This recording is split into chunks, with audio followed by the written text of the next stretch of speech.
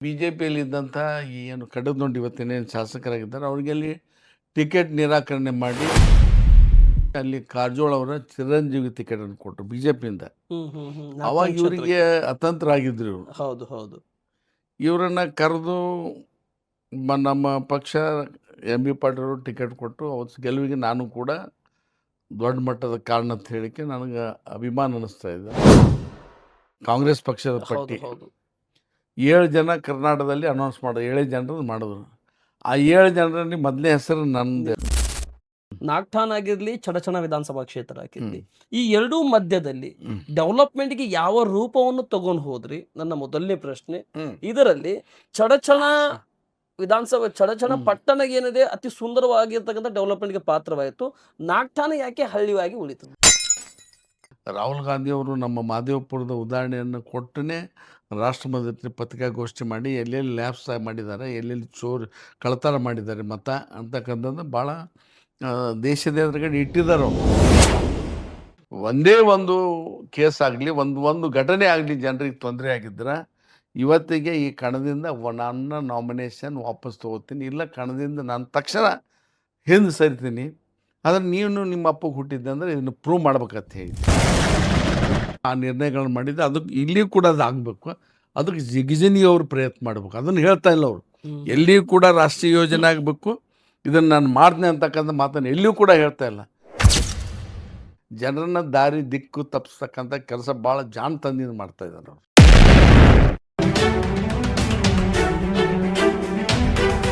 Hi hello ನಮಸ್ತೆ ವೀಕ್ಷಕರೇ.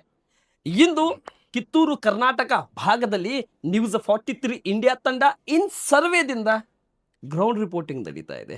Ground reporting ನಡೀತಾರಂಥ ವಿಷಯಗಳಂತೇಳಿದರೆ 2.5 ವರ್ಷದ ರಾಜ್ಯ ಸರ್ಕಾರ, 11.5 ವರ್ಷದ ಕೇಂದ್ರ ಸರ್ಕಾರ, 1.5 ವರ್ಷದ BJP JDS ಮೈತ್ರಿ ವಿಷಯಗಳನ್ನು ಮತ್ತು ರಾಜ್ಯದಲ್ಲಿ ನಡೀತಾ ಇರುವಂಥ ಬಿಹಾರ ಚುನಾವಣೆಯಲ್ಲಿ ನಡೀತಾ ಇರುವಂಥ, ರಾಜ್ಯದಲ್ಲಿ ಮೊನ್ನೆ ಕೂಡ ನಡೆದಿರ್ತಕ್ಕಂಥ ಲೋಕಸಭೆ ಚುನಾವಣೆಯ ವೋಟ್ ಚೋರಿಂಗ್ ವಿಷಯಗಳನ್ನು ಕೂಡ ಪ್ರಸ್ತಾವನೆ ಆಗ್ತಾ ಇರುವಂಥ ಕಾಂಗ್ರೆಸ್ ಪಕ್ಷದ ಕೇಂದ್ರ ನಾಯಕರಾಗಿರ್ತಕ್ಕಂಥ ರಾಹುಲ್ ಗಾಂಧಿ ಅವರು ಕೂಡ ಪ್ರಸ್ತಾವನೆ ಮಾಡಿದ್ದಾರೆ.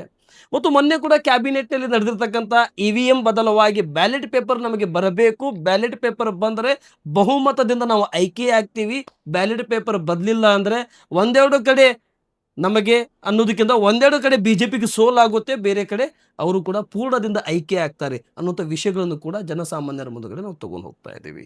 ಮತ್ತು ಇವೆಲ್ಲ ವಿಷಯದ ಪೂರಕವಾಗಿ ಕ್ಷೇತ್ರದಲ್ಲಿ ನಡೀತಾ ಇರುವಂಥ 5 ಗ್ಯಾರಂಟಿಯಿಂದ ಡೆವಲಪ್ಮೆಂಟ್ ಆಗ್ತಾ ಇದೆಯಾ, ಅಥವಾ ಡೆವಲಪ್ಮೆಂಟಿಗೆ BJP ಶಾಸಕರು ನೆಪಗಳನ್ನು ನೀಡ್ತಾ ಇದ್ದಾರಾ, ಅಥವಾ ಡೆವಲಪ್ಮೆಂಟ್ಗೆ ಕಾಂಗ್ರೆಸ್ ಶಾಸಕರುಗಳು ನೆಪಗಳನ್ನು ನೀಡ್ತಾ ಇದ್ದಾರಾ, ಅಥವಾ ಕಾಂಗ್ರೆಸ್ಸಿನ ಸರ್ಕಾರ ನೆಪಗಳನ್ನು ನೀಡ್ತಾ ಇದೆಯಾ? ಮತ್ತು ಪಂಚ್ ಗ್ಯಾರಂಟಿಯಲ್ಲಿ ವಿಶೇಷವಾಗಿ ಕುಟುಂಬಕ್ಕೆ 2 ಗ್ಯಾರಂಟಿ ಕೊಟ್ಟಿರ್ತಕ್ಕಂಥವರು, ಮತ್ತು ಮಹಿಳೆಯರಿಗೆ 2 ಗ್ಯಾರಂಟಿ ಕೊಟ್ಟಿರ್ತಕ್ಕಂಥವರು, ಮತ್ತು 1 ಗ್ಯಾರಂಟಿ ಯುವಕರಿಗೆ ಕೊಟ್ಟಿರ್ತಕ್ಕಂಥವರು, ಮತ್ತು ಮೊನ್ನೆ ಕೂಡ ಲೋಕಸಭೆ ಚುನಾವಣೆಯಲ್ಲಿ ಪರಾಜಿತ ಆಗಿರ್ತಕ್ಕಂಥ ಅಭ್ಯರ್ಥಿ ಅನ್ನೋದಕ್ಕಿಂತ ಆ ಕ್ಷೇತ್ರದ ಕೆಲವೇ ಮತದಿಂದ ಹಿನ್ನಡೆ ಆಗಿರ್ತಕ್ಕಂಥ ನಾಯಕರ ಒಡನಾಟಗಳನ್ನು ಏನಿದೆ, ಮುಂದೆ ಬರ್ತಾ ಇರುವಂಥ ಪದವೀಧರ ಚುನಾವಣೆಯಲ್ಲಿ ಆ ಪಾತ್ರಗಳನ್ನು ಏನಿದೆ, ಮತ್ತು ಇವೆಲ್ಲ ಲೆಕ್ಕಾಚಾರಿನಲ್ಲಿ ನ್ಯೂಸ್ 43 ಇಂಡಿಯಾ ತಂಡ ಇನ್ ಸರ್ವೇದಿಂದ ಕ್ಷೇತ್ರ ಗ್ರೌಂಡ್ ರಿಪೋರ್ಟಿಗೆ ಹೋಗ್ತಾ ಇದೆ. ಇಂದು ಕಿತ್ತೂರು ಕರ್ನಾಟಕ ಭಾಗದಲ್ಲಿ ವಿಜಯಪುರ ಅಂದರೆ ಬಿಜಾಪುರ ಲೋಕಸಭಾ ಕ್ಷೇತ್ರದ ನಾಗ್ಠಾನ್ ವಿಧಾನಸಭಾ ಕ್ಷೇತ್ರದ ಮಾಜಿ ಶಾಸಕರು ಮತ್ತೆ ವಿಜಯಪುರ ಲೋಕಸಭಾ ಕ್ಷೇತ್ರದ ಡಿಫಿಡೆಂಟ್ ಅಭ್ಯರ್ಥಿ ಅನ್ನೋದಕ್ಕಿಂತ ಹೃದಯದ ಸಂಸದರಾಗಿ ಕಾರ್ಯನಿರ್ವಹಣೆ ಮತ್ತು ಕಾರ್ಯರೂಪವನ್ನು ಮಾಡ್ತಾರಂತ ಮಾನ್ಯ ಶ್ರೀ HR ಅಲ್ಗೂರ್ ಅವರು, ಮತ್ತೆ ಇವರಿಗೆ ಪ್ರೀತಿಯಿಂದ ಕರೆಯುವಂತ ರಾಜು ಅಂತೇಳಿ ಹೆಸರು ಕರೀತಾರೆ. ಬನ್ನಿ ವೀಕ್ಷಕರೇ, ನಮ್ಮ ಜೊತೆ ಮಾಜಿ ಶಾಸಕರು ಇದ್ದಾರೆ ಮತ್ತು ವಿಜಯಪುರ ಲೋಕಸಭಾ ಕ್ಷೇತ್ರದ ಮತದಾರರ ಹೃದಯದ ಸಂಸದರು ಇದ್ದಾರೆ. ಬನ್ನಿ ವೀಕ್ಷಕರೇ, ಅವ್ರ ಜೊತೆ ಮಾತನಾಡೋಣ, ಈ ಸಂದರ್ಶನ ಜರ್ನಿಯನ್ನು ಪ್ರಾರಂಭ ಮಾಡ್ಕೊಳ್ಳೋಣ. ಸರ್ ನಮಸ್ಕಾರ. ನಮಸ್ತೆ. ಚೆನ್ನಾಗಿದ್ದೀರಾ ಸರ್? ಚೆನ್ನಾಗಿದ್ದೀರಿ ಸರ್? ಭಾಳ ಫಸ್ಟ್ ಕ್ಲಾಸ್ ಇದೆ. Yes, okay. ಅದು ಕೇಳಬಾರ್ದು, ಕೇಳ್ತಾ ಇದ್ದೇನೆ. ಎಷ್ಟು ವಯಸ್ಸು ಸರ್ ನಿಮ್ದು ಈಗ? ನಾನು 63 ಕಂಪ್ಲೀಟ್ ಆಗ್ತಾ ಇದೆ. 63 ವರ್ಷ ಕಂಪ್ಲೀಟ್ ಆಗ್ತಾ ಇದೆ, ಆಗಿಲ್ಲ, ಆಗ್ತಾ ಇದೆ. ಇನ್ನೊಂದು 2-3 ತಿಂಗಳಲ್ಲಿ ಆಗ್ಬಹುದು. Yes sir, okay. ನಿಮ್ಮ ಬಾಲ್ಯ ಜೀವನ, ಮಾತೋಶ್ರೀ ಮತ್ತು ತಂದೆಯವರ ಆಶೀರ್ವಾದ ಮತ್ತು ಕುಟುಂಬದಿಂದ, ನೀವು ಬಡ ಕುಟುಂಬದಿಂದ ಬಂದಿರತಕ್ಕಂಥ ಯೋಜನೆ, ಇವೆಲ್ಲ ಎಲ್ಲಿಂದ ಪ್ರಾರಂಭ ಆಯ್ತು ಸರ್? ನಿಮ್ಮ ಒಂದು ವೈಯಕ್ತಿಕ ಜೀವನ? ನಮ್ಮ ವೈಯಕ್ತಿಕ ಜೀವನ ಒಂದು ಮಧ್ಯಮ ಕುಟುಂಬದಲ್ಲಿ ಬಂದಿರತಕ್ಕಂಥವ್ರು. ಆ ಕುಟುಂಬದಿಂದ ಎಸ್ ದೊಡ್ಡ ಶ್ರೀಮಂತಿಕೆನೂ ಇರಲಿಲ್ಲ, ಬಟ್ ಭಾಳ ಸುಸಂಸ್ಕೃತವಾಗಿರ್ತಕ್ಕಂಥ ಕುಟುಂಬ. Yes sir, yes sir. ದಲಿತರಲ್ಲಿ ಬಹುಶಃ ಬ್ರಿಟಿಷ್ ಕಾಲದಲ್ಲಿ ನಮ್ಮ ಅಜ್ಜಿಯವರು ಹೆಡ್ ಮಿಸ್ಟರ್ ಆಗಿ ಕೆಲಸ ಮಾಡಿದ್ದಾರೆ ಬ್ರಿಟಿಷ್ ಕಾಲದಲ್ಲಿ. Yes sir. ಆ ಪರಂಪರೆ ನಮ್ಮ ತಾಯಿಯವರು, ನಮ್ಮ ಚಿಕ್ಕಮ್ಮ ಆಗಲಿ, ನಮ್ಮ ಮಾವಂದಿರಾಗಲಿ ಎಲ್ಲರೂ ಕೂಡ ವಿದ್ಯಾವಂತರು. ನಮ್ಮ ತಾಯಿ ಕೂಡ ಹೆಡ್ ಮಿಸ್ಟರ್ ಆಗಿ ನಿವೃತ್ತಿಯನ್ನು ಹೊಂದಿ 2005ನೇ ಇಸ್ವಿಯಲ್ಲಿ ಅವರು ನಿಧನರಾದರು. ನಮ್ಮ ತಂದೆಯವರು ಪೊಲೀಸ್ ಇಲಾಖೆಯಲ್ಲಿದ್ದರು. ಅವರು ಕೂಡ ನಾವು ಚಿಕ್ಕವರಲ್ಲಿ ಇದ್ದಾಗನೇ ನಿಧನರಾಗಿದ್ದಾರೆ. ನಮಗೂ ಕೂಡ ಅವಾಗ ತಿಳುವಳಿಕೆ ಇರಲಿಲ್ಲ. ಸ್ವಲ್ಪ ಜಮೀನಿತ್ತು, ತಂದೆಯ ಪೆನ್ಷನ್ ಮತ್ತು ತಾಯಿಯ ಒಂದು ಇದರ ಸಂಬಳದಲ್ಲಿ ನಮ್ಮ ಜೀವನ ಪ್ರಾರಂಭ ಆಯಿತು. ಮುಂದೆ ಪ್ರಾಥಮಿಕ ಶಾಲೆ ನಮ್ಮ ಊರಿನಲ್ಲಿನೇ, ತೊರವಿ ಗ್ರಾಮದಲ್ಲೇ ಮುಗಿಸಿ, ಮಾಧ್ಯಮಿಕ ಶಾಲೆ ಸರ್ಕಾರಿ ಹೈಸ್ಕೂಲ್ ಬಿಜಾಪುರದಲ್ಲಿ, PUCಯನ್ನು ಅಲ್ಲೇ ಸರ್ಕಾರಿ ಕಾಲೇಜಿನಲ್ಲಿ, ಮುಂದೆ BA ಓದಲಿಕ್ಕೆ ನಾನು ಹುಬ್ಬಳ್ಳಿಯ ಕಾಡಸಿದ್ದೇಶ್ವರಿಗೆ ಹೋಗಿ BA ಕಂಪ್ಲೀಟ್ ಮಾಡಿ MA ಕರ್ನಾಟಕ ವಿಶ್ವವಿದ್ಯಾಲಯದ ಫಸ್ಟ್ ಕ್ಲಾಸ್ ಪಾಸಾಗಿ, ಮುಂದೆ ನಾನು ಸನ್ಮಾನ್ಯ ದಿವಂಗತ BM ಪಾಟೀಲ್ ಸಾಹೇಬರು BLD ಸಂಸ್ಥೆಯ ಅಧ್ಯಕ್ಷರಾಗಿದ್ದರು. ಅಂದ್ರೆ MB ಪಾಟೀಲ್ ಅವ್ರ ತಂದೆಯವರು. ತಂದೆಯವರು ಎಸ್ ಎಸ್. ಅವರು ಆ ಸಂಸ್ಥೆಯ ಅಧ್ಯಕ್ಷರಾಗಿದ್ದರು. ಸುದೈವ ಅವರು ನಮ್ಮೂರಿನವರೇ, ನಿಮ್ಮ ಗ್ರಾಮದವ್ರೆ. ನಮ್ಮ ಗ್ರಾಮದವ್ರೆ. Yes sir. ಅವರು ನನಗೆ ಕರೆದು ಲೆಕ್ಚರ್ ಅಂತ ಹೇಳಿ ನೇಮಕಾತಿಯನ್ನು ಕೂಡ ಮಾಡಿದ್ರು. ಅವರ ಒಂದು ಉಪಕಾರದಿಂದ ನಾನು ಸಾರ್ವಜನಿಕ ಜೀವನದಲ್ಲಿ, ರಾಜಕೀಯ ಜೀವನದಲ್ಲಿ ಬರಲಿಕ್ಕೆ ಸಾಧ್ಯ ಆಯಿತು.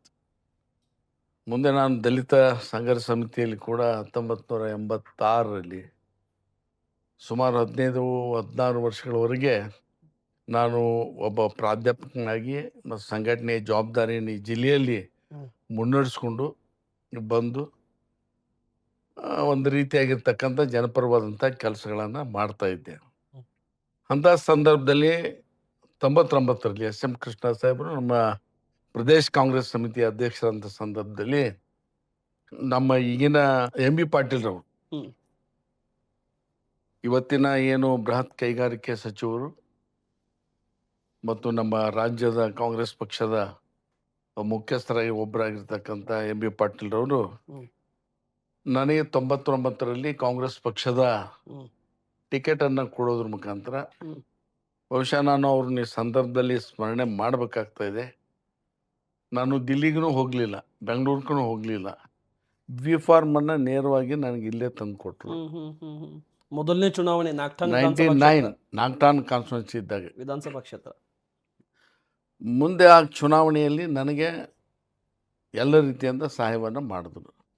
ಆ ಚುನಾವಣೆಯಲ್ಲಿ ನಾನು ಗೆದ್ದೆ. ಚುನಾವಣೆಯಲ್ಲಿ ಗೆದ್ದ ನಂತರ 2004ರವರೆಗೆ MLA ಆಗಿ ಅಲ್ಲಿ ಕೆಲಸ ಮಾಡಿದೆ.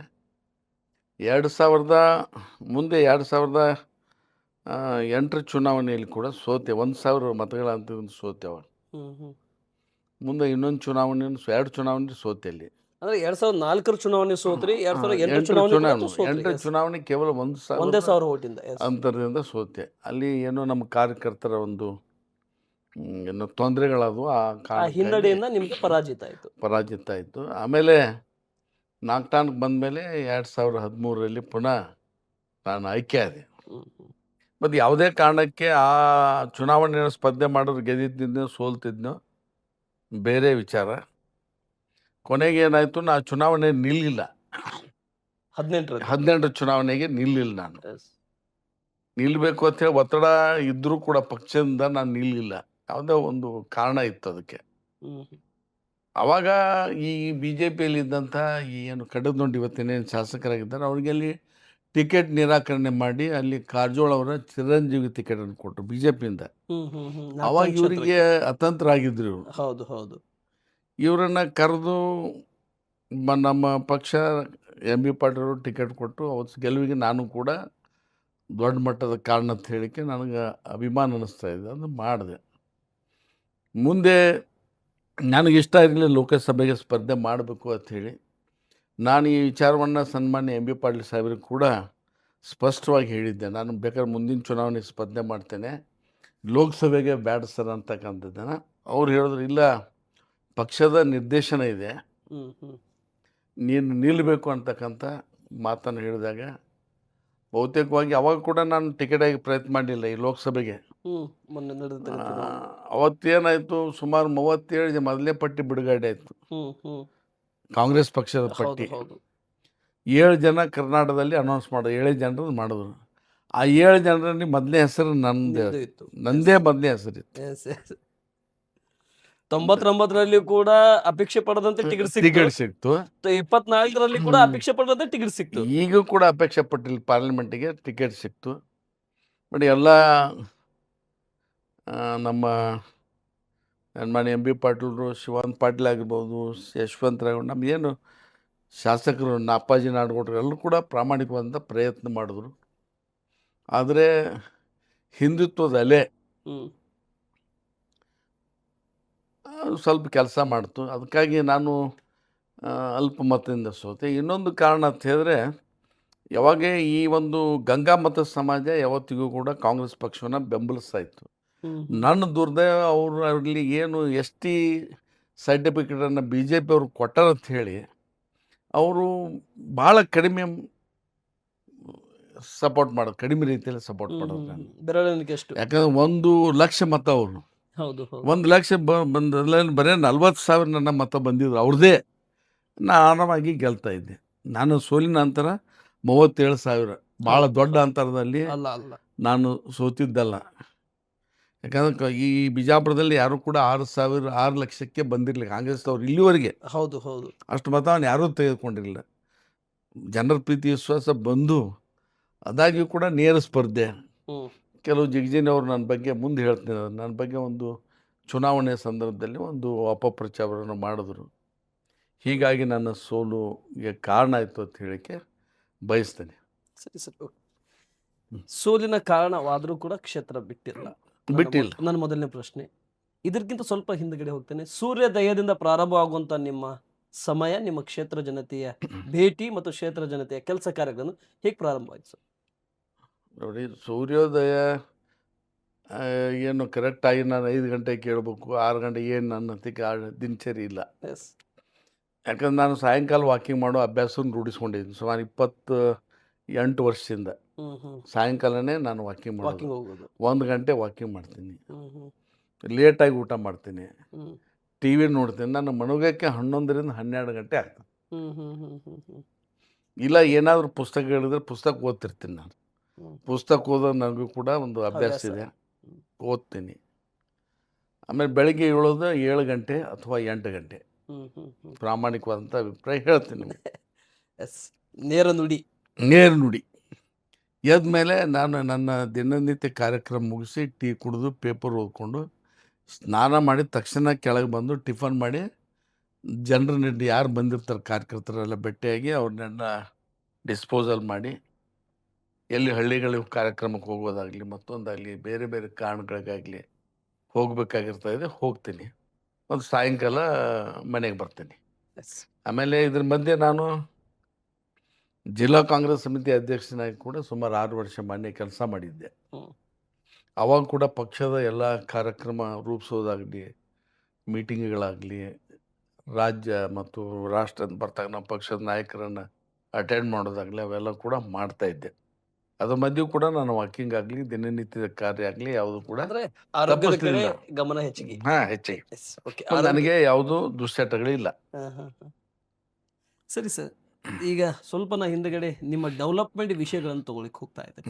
1999ರಿಂದ 2004ವರೆಗೆ, 2013ರಿಂದ 2018ವರೆಗೆ ನಾಗ್ಠಾಣ್ ವಿಧಾನಸಭಾ ಕ್ಷೇತ್ರದಲ್ಲಿ 4 ಬಾರಿ ಸ್ಪರ್ಧೆ, 2 ಬಾರಿ ಪರಾಜಿತ, 2 ಬಾರಿ ಶಾಸಕರಾಗಿ ತಾವು ಕಾರ್ಯರೂಪಕ್ಕೆ ಬಂದ್ರಿ. ಅವಾಗೂ ಕೂಡ 99ರಿಂದ 4ವರೆಗೆ ನಿಮ್ಮ ಸರ್ಕಾರ ಆಗಿತ್ತು, 13ರಿಂದ 18ವರೆಗೂ ನಿಮ್ಮ ಸರ್ಕಾರ ಆಗಿತ್ತು. ನೀವು ಲಕ್ಕಿ ಶಾಸಕರಂತ ಅನ್ಕೋಬಹುದು. ಯಾಕಂದ್ರೆ ಅವಾಗ ಸರ್ಕಾರ ಇದ್ದದ 2018 ನಿಂತಿದ್ರು, 2013 ನಿಂತಿದ್ರು ಗೆಲ್ತಿದ್ದೆ. 18 ಗೆಲ್ತಿದ್ರಿ, ನೀವು ಸ್ಪರ್ಧೆ ಮಾಡ್ಲಿಲ್ಲ. 18ರಲ್ಲಿ ಸ್ಪರ್ಧೆ ಮಾಡ್ಲಿಲ್ಲ. ಇನ್ನೊಂದು ವಿಷಯ ಹೇಳಿಲ್ಲ, ಮುಂದೆ ನಿಮ್ ಕಂಟಿನ್ಯೂ ಮಾಡಿದಾಗ ಹೇಳ್ತೀನಿ ಅದನ್ನ. ಎಸ್, ಈ 2 ಮಧ್ಯದಲ್ಲಿ ತಾವು ಶಾಸಕರಾಗಿ ಕಾರ್ಯರೂಪಕ್ಕೆ ಬಂದಾಗಿಂತ ನಾಗ್ಠಾಣ್ ಆಗಿರ್ಲಿ, ಚಡಚಣ ವಿಧಾನಸಭಾ ಕ್ಷೇತ್ರ ಆಗಿರ್ಲಿ, ಈ 2 ಮಧ್ಯದಲ್ಲಿ ಡೆವಲಪ್ಮೆಂಟ್ಗೆ ಯಾವ ರೂಪವನ್ನು ತಗೊಂಡು ಹೋದ್ರಿ? ನನ್ನ ಮೊದಲನೇ ಪ್ರಶ್ನೆ. ಇದರಲ್ಲಿ ಚಡಚಣ ವಿಧಾನಸಭೆ ಚಡಚಣ ಪಟ್ಟಣ ಏನಿದೆ ಅತಿ ಸುಂದರವಾಗಿರ್ತಕ್ಕಂಥ ಡೆವಲಪ್ಮೆಂಟ್ಗೆ ಪಾತ್ರವಾಯಿತು. ನಾಗ್ಠಾಣ ಯಾಕೆ ಹಳ್ಳಿಯಾಗಿ ಉಳಿತು ಸರ್? ನಾಗ್ಟಾನ್ ಬೇಸಿಕ್ಲಿ ಅದೊಂದು ಹುಬ್ಳಿನೇ, ಹ್ಮ್. ಒಂದು ಹಳ್ಳಿನೇ, ದೊಡ್ಡ ಹಳ್ಳಿನೇ. ಅಲ್ಲಿ ವ್ಯಾಪಾರಿ ಕೇಂದ್ರ ಆಗಿರಲಿಲ್ಲ. ಅದು ಒಂದು ಹಳ್ಳಿ, ಜಮೀನ್ದಾರರು, ತೋಟಗಾರಿಕೆ ಪ್ರಾಮುಖ್ಯತೆಯನ್ನು ಕೊಟ್ಟಿರ್ತಕ್ಕಂಥ ಗ್ರಾಮ.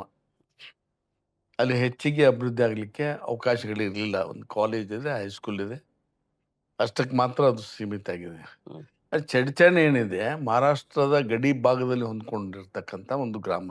ಹ್ಮ್. ಅಲ್ಲಿ ಎಲ್ಲ ರೀತಿಯಾಗಿರ್ತಕ್ಕಂಥ ಜವಳಿ ವ್ಯಾಪಾರ ಆಗಿರ್ಬೋದು, ಬಂಗಾರ ವ್ಯಾಪಾರ ಆಗಿರ್ಬೋದು, ಇನ್ನಿತರ ವ್ಯಾಪಾರಗಳಾಗಿರ್ಬೋದು, APMC ಆಗಿರ್ಬೋದು, ಎಲ್ಲ ಕೂಡ ಇದೆ. ನಾನು 2013ರಲ್ಲಿ ಬಂದಾಗ ನಾನು ಮೊದಲನೇದಾಗಿ ಆ ಪಟ್ಟಣ ಪಂಚಾಯತಿಯನ್ನು ಮಾಡಿದೆ. ಗ್ರಾಮ ಪಂಚಾಯತಿ ಇದ್ದಿದ್ದನ್ನು ಪಟ್ಟಣ ಪಂಚಾಯತಿಯನ್ನು ಮಾಡಿದೆ. ಯಾವಾಗ ಸರ್? ಮೊದಲನೇ ಶಾಸಕರಿದ್ದಾಗ? ಇಲ್ಲ, 2ನೇ ಸಲ ಎರಡನೇ ಶಾಸಕರಿದ್ದಾಗ. ಬಂದ ಮೇಲೆ ಮಾಡಿದೆ. ಆಮೇಲೆ ತಾಲೂಕು ಕೇಂದ್ರವಾಗಿಯೂ ಕೂಡ ಘೋಷಣೆ ಮಾಡಿಸಿದೆ. ಚಡ್ಚನ್ ತಾಲೂಕು ಕೇಂದ್ರವಾಗಿಯೂ ಕೂಡ ಘೋಷಣೆ ಮಾಡಿದೆ.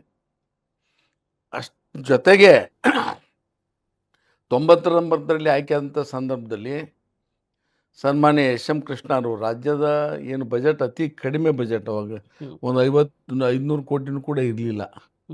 ಕ್ಷಮಿಸ್ಬೇಕು, 38 ಕೋಟಿ 50 ಕೋಟಿ ಒಳಗೆ, 50 ಕೋಟಿ ಒಳಗಡೆ ಇತ್ತು ಬಜೆಟ್. ಭಾಳ ಕಡಿಮೆ ಬಜೆಟ್ ಆ ಅವಧಿಯಲ್ಲಿ. ಅಂಥದ್ರಲ್ಲಿ ನನಗೆ ದೊಡ್ಡ ಅವಕಾಶವನ್ನು ಕೊಟ್ಟರು. ಅಲ್ಲಿ ಮಹಾರಾಷ್ಟ್ರ ಮತ್ತು ಕರ್ನಾಟಕದ ಮಧ್ಯೆ ಭೀಮಾ ನದಿಗೆ ಅಡ್ಡಲಾಗಿ ಬ್ಯಾರೇಜನ್ನು ಕಟ್ಟಬೇಕಾಗಿತ್ತು. ಮಹಾರಾಷ್ಟ್ರ ಮತ್ತು ಕರ್ನಾಟಕ ಒಪ್ಪಂದ ಆಗಿತ್ತದು. ನೀವು 6 ಬ್ಯಾರೇಜ್ ಕಟ್ಟಬೇಕು, ನಾವು 6 ಬ್ಯಾರೇಜ್ ಕಟ್ಟಬೇಕತ್ತೆ. ಆದರೆ ಆಲ್ರೆಡಿ ನಾನು ಬಂದಾಗ ಮಹಾರಾಷ್ಟ್ರ ಅವ್ರು ಕಂಪ್ಲೀಟ್ ಮಾಡಿದರು, ಇಲ್ಲಿ ಆಗಿರಲಿಲ್ಲ ಬ್ಯಾರೇಜ್ಗಳು. ಆವಾಗ ನಮ್ಮ ಮುಖ್ಯಮಂತ್ರಿಗಳ ಕಡೆ ಹೋಗಿ, ಸರ್ ಈ ಪರಿಸ್ಥಿತಿ ಇದೆ, ಇಲ್ಲಿ ಏನಾದರೂ ಬ್ಯಾರೇಜ್ ನಿರ್ಮಾಣ ಆದ್ರೆ ಅಕ್ಕಪಕ್ಕದಲ್ಲಿರ್ತಕ್ಕಂಥ ಎಲ್ಲ ಭೀಮಾ ನದಿ ದಂಡೆ ಉದ್ದಗಲಕ್ಕೂ ಇರ್ತಕ್ಕಂಥ ನಾಗ್ಟಾನ್ ಕಾನ್ಸ್ಟಿಟ್ಯೂನ್ಸಿಯ ಬಾರ್ಡರ್ನಲ್ಲಿರ್ತಕ್ಕಂಥ ನದಿಯ ಅಕ್ಕಪಕ್ಕದಲ್ಲಿ ಇರ್ತಕ್ಕಂಥ ಪ್ರದೇಶಗಳಿಗೆ ರೈತರಿಗೆ ಹೆಚ್ಚಿನ ನೀರಾವರಿ ಸೌಲಭ್ಯ ಆಗ್ತಾ ಇದೆ, ನೀವು ಮಾಡಬೇಕು ಅಂತ ಹೇಳಿ ಮನವರಿಕೆ ಮಾಡಿದಾಗ ಅವರು ತತ್ಕ್ಷಣ ಮಂಜೂರು ಮಾಡೋದು. ಆ ಕಾಲದಲ್ಲಿ 6 ಬ್ಯಾರೇಜ್ಗಳನ್ನು ಮಾಡಿದೆ. ಅದರ ಪರಿಣಾಮ ಅಲ್ಲೇನು ವರ್ಷಕ್ಕೆ 1 ಲಕ್ಷನೂ ಆದಾಯ ಇರ್ತಕ್ಕಂಥ ಜಮೀನ್ದಾರರು ಇವತ್ತು 1 ಕೋಟಿ ಆದಾಯವನ್ನು ಬೆಳೀತಕ್ಕಂಥ ಪರಿಸ್ಥಿತಿ ನಿರ್ಮಾಣ ಆಗಿದೆ. ಅಲ್ಲಿ ಚಡ್ಚಂದ ಏನು ಆ ಭೀಮಾ ನದಿಯ ತೀರದ ಪಾತ್ರದಲ್ಲಿ ಇರ್ತಕ್ಕಂಥ ಗ್ರಾಮಗಳಿಗೆ. ಜೊತೆಗೆ ನಾನು ಆಮೇಲೆ 2013ರಿಂದ 2018ರವರೆಗೆ ಇದ್ದಾಗ ಅಲ್ಲಿ ಏನು ಭೀಮಾ ನದಿಯಿಂದ ಲಿಫ್ಟ್ ಮಾಡಿ ಸುಮಾರು 14 ಹಳ್ಳಿಗಳಿಗೆ ಕುಡಿಯುವ ನೀರಿನ ವ್ಯವಸ್ಥೆಯನ್ನು ಮಾಡಿದೆ. ಸುಮಾರು 400 ಕೋಟಿ ರೂಪಾಯಿ ಆಗಿನ ಕಾಲದಲ್ಲಿ ಸನ್ಮಾನ್ಯ ಈಗಿನ ಮುಖ್ಯಮಂತ್ರಿಗಳೇ ಬಂದು MB ಪಾಟೀಲ್ ಅವರೆಲ್ಲ ಬಂದು ಅದನ್ನು ಉದ್ಘಾಟನೆಯನ್ನು ಮಾಡೋರು. ಹೀಗೆ ಎಲ್ಲ ರೀತಿಯಂಥ ಅನೇಕ ಸೌಲಭ್ಯಗಳನ್ನು ಮಾಡಿ. ಆದರೆ 2013ರಲ್ಲಿ ನಾನು ಮಾಡಿರ್ತಕ್ಕಂಥ ಏನು ಅಭಿವೃದ್ಧಿ ಕಾರ್ಯ ಇದೆ, ಬಹುತೇಕವಾಗಿ ಅದನ್ನು ಇವತ್ತಿಗೂ ಯಾರೂ ಆ ಭಾಗದಲ್ಲಿ ಟಚ್ ಮಾಡಲಿಕ್ಕೆ ಆಗಿಲ್ಲ. ಇದು ಅಭಿಮಾನಿಯಿಂದ ನಾನು ಹೇಳಿಕ್ಕೆ ಬಯಸ್ತಾ ಇದ್ದೀನಿ. ಸರಿ ಸರ್, ಇಷ್ಟೆಲ್ಲ ಡೆವಲಪ್ಮೆಂಟ್ 1999ರಿಂದ 4ರವರೆಗೆ SM ಕೃಷ್ಣ ಅವರ ಕ್ಯಾಬಿನೆಟ್ ವಿಷಯದಲ್ಲಿ ತಗೊಂಡು ನೀವು ಡೆವಲಪ್ಮೆಂಟ್ ಕೆಲಸ ಮಾಡಿದ್ರಿ. ಇಲ್ಲಿ 2013ರಿಂದ 2018ರವರೆಗೆ ಸಿದ್ದರಾಮಯ್ಯ ಅವರ ಕ್ಯಾಬಿನೆಟ್ ದಲ್ಲಿ ತಾವು ಕೂಡ ಕೆಲಸ ಮಾಡಿ, ಅಂದರೆ ಅವಾಗ ಶಾಸಕರಾಗಿ ಆ ಕ್ಯಾಬಿನೆಟ್ ಸಚಿವ ಜೊತೆ ಕೆಲಸ ಮಾಡಿ ಡೆವಲಪ್ಮೆಂಟ್ಗೆ ಪಾತ್ರ ವಹಿಸಿದ್ರಿ. ಆದರೆ 18ರಲ್ಲಿ ಸ್ಪರ್ಧೆ ಮಾಡಲಿಕ್ಕೆ ನೀವು ಯಾಕೆ ಹಿಂದೇಟು ಹಾಕಿದ್ರಿ? ಆ ಒಂದು ಕಾರಣ ಏನು? ಆ ಒಂದು ನಿಗೂಢವಾದಂಥ ಪ್ರಶ್ನೆ ಯಾಕೆ ಸರ್? ನೋಡಿ, ಅದನ್ನು ಇಲ್ಲಿ ಹೇಳೋಕ್ಕೆ ಅದಾಗಂಗಿಲ್ಲ. ಅದು ನಮ್ಮ ವರಿಷ್ಠರಿಗೆ ಅದನ್ನು ಮನವರಿಕೆ ಮಾಡಿಕೊಟ್ಟಿದ್ದೆ. ಅದು ನಾನು ನಿಲ್ಬೇಕಾಗಿದ್ದು, ನನ್ನ ದಡ್ತನನು. ನಾನು ಏನೋ ಒಂದು ರಿಸ್ಕ್ ತೊಗೊಂಡ್ಬಿಟ್ಟಿದ್ರೆ ಸೋತ್ರೂ ಕೂಡ ಇವತ್ತು ನಾನು ಶಾಸಕನಾಗ್ತಿದ್ದೆ, ಮಂತ್ರಿನೂ ಕೂಡ ಆಗ್ತಾಯಿದ್ದೆ, ಅವಕಾಶ ನನಗಿದ್ದು. ಆದರೆ ನನ್ನ ತಪ್ಪಿನಿಂದ, ಅದು ಯಾರ್ದೂ ಅಲ್ಲ, ಅನಿವಾರ್ಯ ಐತೆ. MB ಪಾಟೀಲ್ ಸಾಹೇಬ್ರಿಗಾಗಲಿ ಹೈಕಮಾಂಡ್ಗಾಗಲಿ ಅವ್ರಿಗೆ ಟಿಕೆಟ್ ಕೊಟ್ಟಿದ್ದೇವೆ, ಅವ್ರು ಸೋತಿದ್ದಾರೆ, ಮತ್ತು ಅವ್ರಿಗೆ ಕೊಡ್ಬೇಕಂತ ಅನಿವಾರ್ಯ ಇತ್ತು. ಮೊನ್ನೆ ಕೇಳಿದ್ದೆ ನಾನು, ಏನು 2023ರಲ್ಲಿ ಚುನಾವಣೆ ನಾನು ಆ ಭಾಗಕ್ಕೆ ಟಿಕೆಟ್ ಭಾಳ ಪ್ರಬಲವಾಗಿ ಆಕಾಂಕ್ಷಿಸಿದ್ದೆ. ಅಂದರೆ ಈ ಒಂದು ಟೆಕ್ನಿಕಲ್ ವಿಚಾರ ಅವ್ರ ಮಧ್ಯೆ ಬಂತು. ಆವಾಗ ಬಿಟ್ಟಿದ್ದೀರಿ ನೀವು, ಈಗ ಕೊಡೋದು ಕಷ್ಟ ಆಗ್ತದೆ. ಈಗ ಆಲ್ರೆಡಿ ಒಬ್ರು ಬಂದು ಸೋತಿದ್ದಾರೆ, ಪ್ರಾಮಿಸ್ ಮಾಡಿದ್ದೇವೆ ಅಂತಕ್ಕಂಥ ಮಾತು. ಅದ್ರ ಮಧ್ಯೆ ನನಗೆ BJPಯ ವರಿಷ್ಠರು ಭಾಳ ದೊಡ್ಡ ವ್ಯಕ್ತಿಗಳು ಅವರು ಫೋನ್ ಮಾಡಿ ನಿಮಗೆ ಟಿಕೆಟ್ ಕೊಡ್ತೀವಿ ಅಂತಕ್ಕಂಥ ಮಾತನ್ನು ಹೇಳಿದ್ರು. ಹ್ಮ್ ಹ್ಮ್ ಹ್ಮ್ ಬಟ್ ನನಗೆ ಅನ್ನಿಸ್ತು ನಾನು ಈ ಸೆಕ್ಯುಲರ್ ಪಾರ್ಟಿಯಲ್ಲಿ ಇದ್ಕೊಂಡು ಮತ್ತು ದಲಿತ ಚಳವಳಿಯಲ್ಲಿ ನಾನು ಗುರುತಿಸ್ಕೊಂಡು ಪ್ರಗತಿಪರ ವಿಚಾರವನ್ನು ರೂಢಿಸ್ಕೊಂಡಂಥವನು ಈಗ ಅವಕಾಶಕ್ಕಾಗಿ ನಾನು ಅಲ್ಲಿ ಹೋದರೆ ಬಹುಶಃ ನಾನು ಯಾರೂ ಕ್ಷಮ ಮಾಡಲಾಕಿಲ್ಲ ಅಂತಕ್ಕಂಥ ಒಂದು ಧೋರಣೆಯಿಂದ ಅದನ್ನು ಡಿನೈ ಮಾಡಿದೆ. ಸುಮಾರು 3 ದಿವಸ ಕಾಯ್ದ್ರು ಅವ್ರು, 3 ಡೇಸ್. ಹ್ಮ್ ಹ್ಮ್ ನಾನು ಡೈಲಿಯಲ್ಲಿದ್ದೆ ಅವಾಗ. ಡೈಲಿಯಿಂದ ನನಗೆ ಟಿಕೆಟ್ ನಿರಾಕರಣೆ 11 ಗಂಟೆಗೆ ಆಯಿತು. ಅವ್ರಿಗೆ ಈಗಿದ್ದಂಥ ಕ್ಯಾಂಡಿಡೇಟ್ಗೆ ಅನೌನ್ಸ್ಮೆಂಟ್ ಆಯಿತು. ನಾನು 1 ಗಂಟೆಗೆ ಬಂದು ಊಟ ಮಾಡಿ ನಮ್ಮ ದೇವರ ಇಬ್ಬರಿಗೆ ಆಕಾಂಕ್ಷಿಗಳು ಪಾಟೀಲ್ ಅಂತ ಹೇಳಿ, ಡಾಕ್ಟರ್ ಪಾಟೀಲ್, ಎಸ್ ಪ್ರಭುಗೌಡ ಪಾಟೀಲ್ರವರು ನನ್ನ ಜೊತೆ ಇದ್ದರು. ಅವ್ರ ಅಣ್ಣವರು ಕೂಡ ಇದ್ದರು. ನನಗೆ ಬೇಜಾರಾಗಿ ಇವತ್ತು ಇಲ್ಲಿರೋದು ಬೇಡ, ನಾವು ನೈನಿತಾಲಕ್ಕೆ ಹೋಗಿ ಬರೋಣ ಅಂತ ಹೇಳಿ ಸುಮ್ಮನೆ ಸೈಡ್ ಸೀಯಿಂಗ್ ಅಂತೇಳಿ ನೈನಿತಾಲಕ್ಕೆ ಹೊರಟಿದ್ದೀವಿ ನಾವು. ಹ್ಮ್ ಹ್ಮ್ ನೈನಿತಾಲಕ್ಕೆ ಹೊರಟಾಗ BJP ವರಿಷ್ಠರ ಫೋನ್ ಬಂತು ನನಗೆ. ಅಲ್ಲೇ ಸ್ಪೀಕರ್ ಇಟ್ಟು ಹ್ಮ್ ಅವ್ರಿಗೆ ಕೇಳಿಸ್ದಂಗೆ ಮಾತಾಡಿದೆ ನಾನು. ನೋಡಿ ಇಲ್ಲಿ ಅಂತೇಳಿ ಅವರೆಲ್ಲ ಹೇಳಿದ್ರು, ನಾನು ನಿಮ್ಮ ದುಡ್ಡು ಬೇಡ, ಎಲ್ಲ ನಿಮಗೇನು ರಿಸೋರ್ಸಸ್ ಬೇಕು ನಾವು ಕೊಡ್ತೀವಿ, ನೀವು ನಿಲ್ಲಬೇಕು ಅಂಥೇಳಿ. ನಿಮ್ಮ ಇನ್ನೊಂದು ನಂಬರ್ ಕೂಡ ಕೊಟ್ಟರು ಅವ್ರು ನಮಗೆ, ಕಾಂಟ್ಯಾಕ್ಟ್ ನಂಬರ್ ಇದು, ಈ ನಂಬರಿಗೆ ಮಾತಾಡಬಾರ್ದು, ಈ ನಂಬರಿಗೆ ನೀವು ಮಾತಾಡಿ ನಿಮ್ಮ ಅಭಿಪ್ರಾಯ ಹೇಳಿ, ಸರಿ. ನಿಮಗೆ 1 ದಿವಸ ಟೈಮ್ ಕೊಡ್ತೀವಿ ಅಂತ ಹೇಳಿ. ಹ್ಮ್ ನಾವು ಅಲ್ಲಿ ಒಂದು ನೈನಿತಾಲಕ್ಕೆ ಹೋಗಿ ರಾತ್ರಿ ಕ್ಯಾಂಪ್ ಮಾಡಿ ಮುಂಜಾನೆ ಎಲ್ಲ ನೋಡಿಕೊಂಡು ಸಾಯಂಕಾಲ 5 ಗಂಟೆ 6 ಗಂಟೆಗೆ ಬಿಟ್ಟಿದ್ವಿ.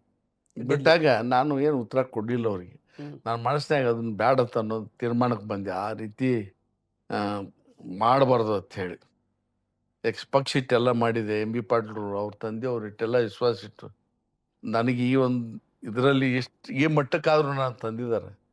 ನಾನು ಈಗ ಹೋಗಿ ನಾನು ಯಾವ ವಿಚಾರಧಾರೆ ವಿರುದ್ಧ ಇದ್ದೀನೋ ಪುನಃ ಅಲ್ಲಿ ಹೋಗೋದಂದ್ರೆ ಅದಕ್ಕೆ ನಾನು ನೈತಿಕವಾಗಿ ನನ್ನ ಮನಸ್ಸು ಒಪ್ಪಲಿಲ್ಲ. ನಾನು ಸೈಲೆಂಟ್ ಇಟ್ಟೆ, ಅದು ಏನು ಆನ್ಸರ್ ಮಾಡಲಿಲ್ಲ. ಹ್ಮ್ ಮುಂದೆ ನಮ್ಮ ಬಿಜಾಪುರ ಜಿಲ್ಲೆಯ ಆ ಪಕ್ಷದ ಮುಖಂಡರು ಕೂಡ ಅವ್ರಿಗೆ ಅವ್ರು ಫೋನ್ ಮಾಡಿದ್ರು. ಹ್ಮ್ ಹ್ಮ್ ಹ್ಮ್ ನಾವು ಹೇಳೇವಿ, ಅವ್ರು ಏನು ಡಿಸಿಷನ್ ಮಾಡಿದ್ದಾರೆ ಹೇಳ್ರಿ ಅಂತ. ಅವರು ಕೇಳಿದ್ರು, ಇಲ್ರಿ ನಾನು ಅದನ್ನು ಕೈ ಬಿಟ್ಟು ನಾನು ತೀರ್ಮಾನ ಮಾಡಿ ನಾನು ಇದೇ ಪಕ್ಷದಲ್ಲಿ ಉಳಿತೀನಿ ಅಂತ ಹೇಳಿ ನನ್ನ ತೀರ್ಮಾನವನ್ನು ಮಾಡಿದೆ. ಇದನ್ನು ಹೇಳಬೇಕಾಗಿತ್ತು, ನಿಮ್ಗೆ ಹೇಳಿದೆ. Thank you sir. ಇದೇ ಮೇಲವಾಗಿರ್ತಕ್ಕಂಥ ಕ್ಷೇತ್ರದ ಸತ್ಯಾಂಶ. 23 23ರಲ್ಲಿ ಜೋರಾಗಿ ಫೈಟ್ ಮಾಡಿ ಆ ಅಭ್ಯರ್ಥಿನ ಗೆಲ್ಲಿಸ್ಕೊಂಬರೋದ್ರಲ್ಲಿ ಶ್ರಮಿಸಿದ್ರಿ. ಸಂಪೂರ್ಣವಾಗಿ ಶ್ರಮಿಸಿದ್ದೀನಿ. ಯಾವ ರೀತಿ ಫೈಟ್ ಮಾಡಿದ್ರಿ? ಯಾವ ರೀತಿ ಜನಸಾಮಾನ್ಯರು ಅಂತಿದ್ರು, ಅಣ್ಣ ನೀವೇ ಬರಬೇಕಿತ್ತು ರಾಜಣ್ಣವ್ರೆ, ನಿಮಗೆ ಸಿಗೋ ಟಿಕೆಟು ನಾವು ನಿಮಗೆ ಮತ ಹಾಕಬೇಕಿತ್ತು, ಆದ್ರೆ ಇವತ್ತು ಇವತ್ತು ನೀವು ನಿಮ್ಮ ಪಕ್ಷ ಪರವಾಗಿ ಒಂದು ಬೇರೆ ಅಭ್ಯರ್ಥಿ ಪರವಾಗಿ ನೀವು ಮತ ಕೇಳಿ ಬಂದಿದ್ದೀರಿ. ಇದು ಯಾವ ರೀತಿ ಇರುತ್ತೆ ಅಂತ ಆ ರೀತಿ ಯಾವ್ದಾದ್ರು ಪ್ರಶ್ನೆಗಳನ್ನು ನಿಮ್ಮ ಮುಂದ್ಗಡೆ ಬೇಸರ ಆಗಿರ್ತಕ್ಕಂಥ ವಿಷಯಗಳನ್ನು? ನಿಮ್ಗೆ ಹೇಳ್ರಿ, ನಾನು ಅಲ್ಲಿ ಹೋಗೋದಕ್ಕಿಂತ ಮೊದಲು 99ಕ್ಕಿಂತ ಮೊದಲು ಒಂದು ಸಲ ಕಾಂಗ್ರೆಸ್ ಗೆದ್ದಿದ್ದು. ನಮ್ಮ ಸ್ವತಂತ್ರ ಭಾರತ ಇತಿಹಾಸದಲ್ಲಿ ಆ್ಯಂಟಿ ಕಾಂಗ್ರೆಸ್ ಕಾನ್ಸ್ಟಿಟ್ಯೂನ್ಸಿ ಅದು. ಹ್ಮ್ ಹ್ಮ್ ಹ್ಮ್ ಹ್ಮ್ ಕಾಂಗ್ರೆಸ್ಸಿಗೆ ಓಟ್ ಬರ್ತಾ ಇರಲಿಲ್ಲ. 17,000 ಓಟ್ ದಾಟ್ತಾ ಇರಲಿಲ್ಲ. ಹ್ಮ್ ಕಾಂಗ್ರೆಸ್ಸಿಗೆ ನಾನು ಗಮನಿಸಿ 17,000 ದಾಟ್ತಿರ್ಲಿಲ್ಲ. ನಮ್ಮ ಪ್ರಕಾಶ್ ರಾಠೋಡ್ ಅವ್ರು ನಿಂತಾಗ 2 ಸಲ ನಿಂತರು ಪಾಪ.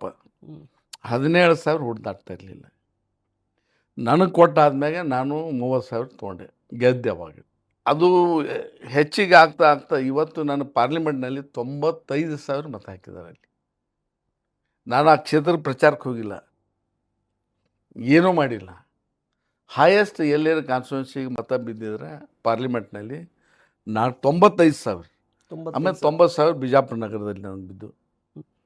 ತಮಗೆ ಹೇಳ್ತಾ ಇದ್ದೇನೆ, ಅಂದರೆ ನಾನು ಜೀರೋ ಅಂದ ಕಾಂಗ್ರೆಸ್ ಇರ್ತಕ್ಕಂಥ ಕ್ಷೇತ್ರವನ್ನು ಇಲ್ಲಿವರೆಗೆ ಜನರನ್ನ ಆ ಮಟ್ಟಕ್ಕೆ ಕಾಂಗ್ರೆಸ್ ಪರವಾಗಿ ತಂದು ನಿಲ್ಲಿಸಿದ್ದೀನಿ. ಈಗೇನು ಅಭ್ಯರ್ಥಿ ಗೆದ್ದಿದ್ದಾರೆ ಕಾಂಗ್ರೆಸ್ ಪಕ್ಷದಿಂದ 30,000 ಲೀಡ್ ಗೆದ್ದವನು, ನಾವೆಲ್ಲ ಸಹಾಯ ಮಾಡಿದ್ರಿಂದ. 32,000 ಹತ್ತತ್ರ 30ರಿಂದ 35 ಒಳಗಡೆ ಅವ್ರೇನು ಟೋಟಲ್ ಓಟ್ ತೊಗೊಂಡಿದ್ದಾರಲ್ಲ ಅದಕ್ಕಿಂತ 10,000 ಜಾಸ್ತಿ ತೊಗೊಂಡೆ ನಾನು ಪಾರ್ಲಿಮೆಂಟ್ನಲ್ಲಿ. ಲೋಕಸಭಾ ಕ್ಷೇತ್ರದಲ್ಲಿ ಅದು ಜಗಜೀನಿ ಅವ್ರ ಕ್ಷೇತ್ರ ಮೊದಲು.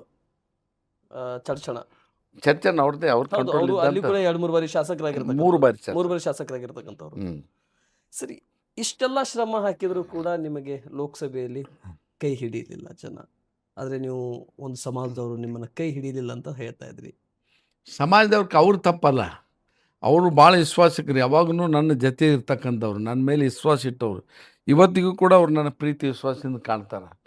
ಪ್ರಶ್ನೆ ಏನು ಬಂತು ಅಂದ್ರೆ, ಅಲ್ಲಿ ರವಿಕುಮಾರ್ ಅಂಥೇಳಿ ಬಿ ಜೆ ಪಿಯಲ್ಲಿ ಆ ಸಮಾಜದ ಒಬ್ಬ ಎಮ್ ಎಲ್ ಸಿ ಇದ್ದಾರೆ. ಅವ್ರು ಇಲ್ಲಿ ಬಂದು 3 ಸಭೆಗಳನ್ನ ಇನ್ನರ್ ಮೀಟಿಂಗ್ ಮಾಡ್ಕೊಂಡ್ರು ಅವರು. ಏನಂತ ಮಾಡಿದ್ರು ಅಂತ ಹೇಳಿದ್ರೆ, ಬಿ ಜೆ ಪಿ ಪಕ್ಷ ಎಸ್ ಟಿಗೆ ನಮ್ಮ ಸಮಾಜವನ್ನು ತಂದಿದೆ, ಅದರಿಂದ ನಮ್ಗೆ ಅನುಕೂಲತೆ ಆಗ್ತಾಯಿದೆ. ಯಾರು ನಮ್ಮ ಸಮಾಜಕ್ಕೆ ಎಸ್ ಟಿ ಮಾಡಿದಾರೋ ಅವ್ರಿಗೆ ನಾವು ಮತ ಹಾಕಬೇಕು ಅಂಥೇಳಿ. ಆದರೆ ಬಹುತೇಕರು ಕೂಡ ಯುವಕರು ಆವೇಶದಿಂದ ಆ ಕಡೆ ಒಲದ್ರು ಅಂತ ಹೇಳಿಕ್ಕೆ ಮಾತ್ರ ಹೇಳ್ತೀನಿ. ಸರಿ. ಇನ್ನು ನನ್ನ ಗೆಲುವಿಗೆ ಫಸ್ಟ್ ಸಲ ಅವರೆಲ್ಲರೂ ಕೂಡ ಕಾರಣ. ಎಸ್ ಸರ್, ಇದೆಲ್ಲ ಹೇಳ್ತಾ ಇದ್ರಿ. ಆದರೆ ಗ್ಯಾರಂಟಿ ಯಾಕೆ ಸಕ್ಸಸ್ ಹಿಡಿಲಿಲ್ಲ ಸರ್ ನಿಮ್ಮ ಕೈಗೆ? 2023 ವಿಧಾನಸಭೆ ಚುನಾವಣೆಯಲ್ಲಿ 135 ಸ್ಥಾನ ತಾವು ಆಯ್ಕೆ ಆದ್ರಿ. 2 ಇಂಡಿಪೆಂಡೆಂಟ್ ತೊಗೊಂಡ್ರಿ, 37, ಬೈ ಎಲೆಕ್ಷನ್ದಲ್ಲಿ 3 ಸ್ಥಾನ ತೊಗೊಂಡ್ರಿ, 40 ಸ್ಥಾನಕ್ಕೆ ತಾವು ಬಂದ್ರಿ. 23 ಚುನಾವಣೆಯಲ್ಲಿ ಗ್ಯಾರಂಟಿನೇ ದಿಂದ ನಿಮಗೆ ಸಕ್ಸಸ್ ಆಗಿ 130ಕ್ಕೆ ಬಂದ್ರ, ಅಥವಾ ಬಿಜೆಪಿ ಆವಾಗಿನ ಸಂದರ್ಭದಲ್ಲಿ ಪಿ ಎಸ್ ಸಿ ಎಂ ಅಂತೇಳಿ ತಾವೇನು ಅಡ್ವರ್ಟೈಸ್ಮೆಂಟ್ ಮಾಡಿದ್ರಿ, ತಾವೇನು ಪಿ ಎಸ್ ಸಿ ಎಂ ಅಂತೇಳಿ ಭ್ರಷ್ಟಾಚಾರದಲ್ಲಿ ಮುಳುಗಿದೆ ಈ ಸರ್ಕಾರ ಅಂತಂದ್ರಿ, ಹ್ಮ್. ಅದರಿಂದ ನಿಮಗೆ ಬೆಂಬಲ ಸಿಗ್ತಾ? ಆ ಎಲ್ಲ ಬೆಂಬಲವನ್ನು ಲೋಕಸಭೆಯಲ್ಲಿ ಯಾಕೆ ಸಿಗಲಿಲ್ಲ ಸರ್ ಇಲ್ಲಿ? ನೋಡಿ, ವಿಧಾನಸಭೆ ಚುನಾವಣೆನೇ ಬೇರೆ, ಅಲ್ಲಿ ಇರ್ತಕ್ಕಂಥ ವಿಷಯಗಳನ್ನೇ ಬೇರೆ. ಹ್ಮ್. ಲೋಕಸಭೆ ಸಂಪೂರ್ಣವಾಗಿ ರಾಷ್ಟ್ರ ಮಟ್ಟದಲ್ಲಿ ಇರ್ತಕ್ಕಂಥ ವಿಚಾರಗಳಿಗಾಗಿ ಆದ್ಯತೆಯನ್ನು ಕೊಡ್ತಾರೆ.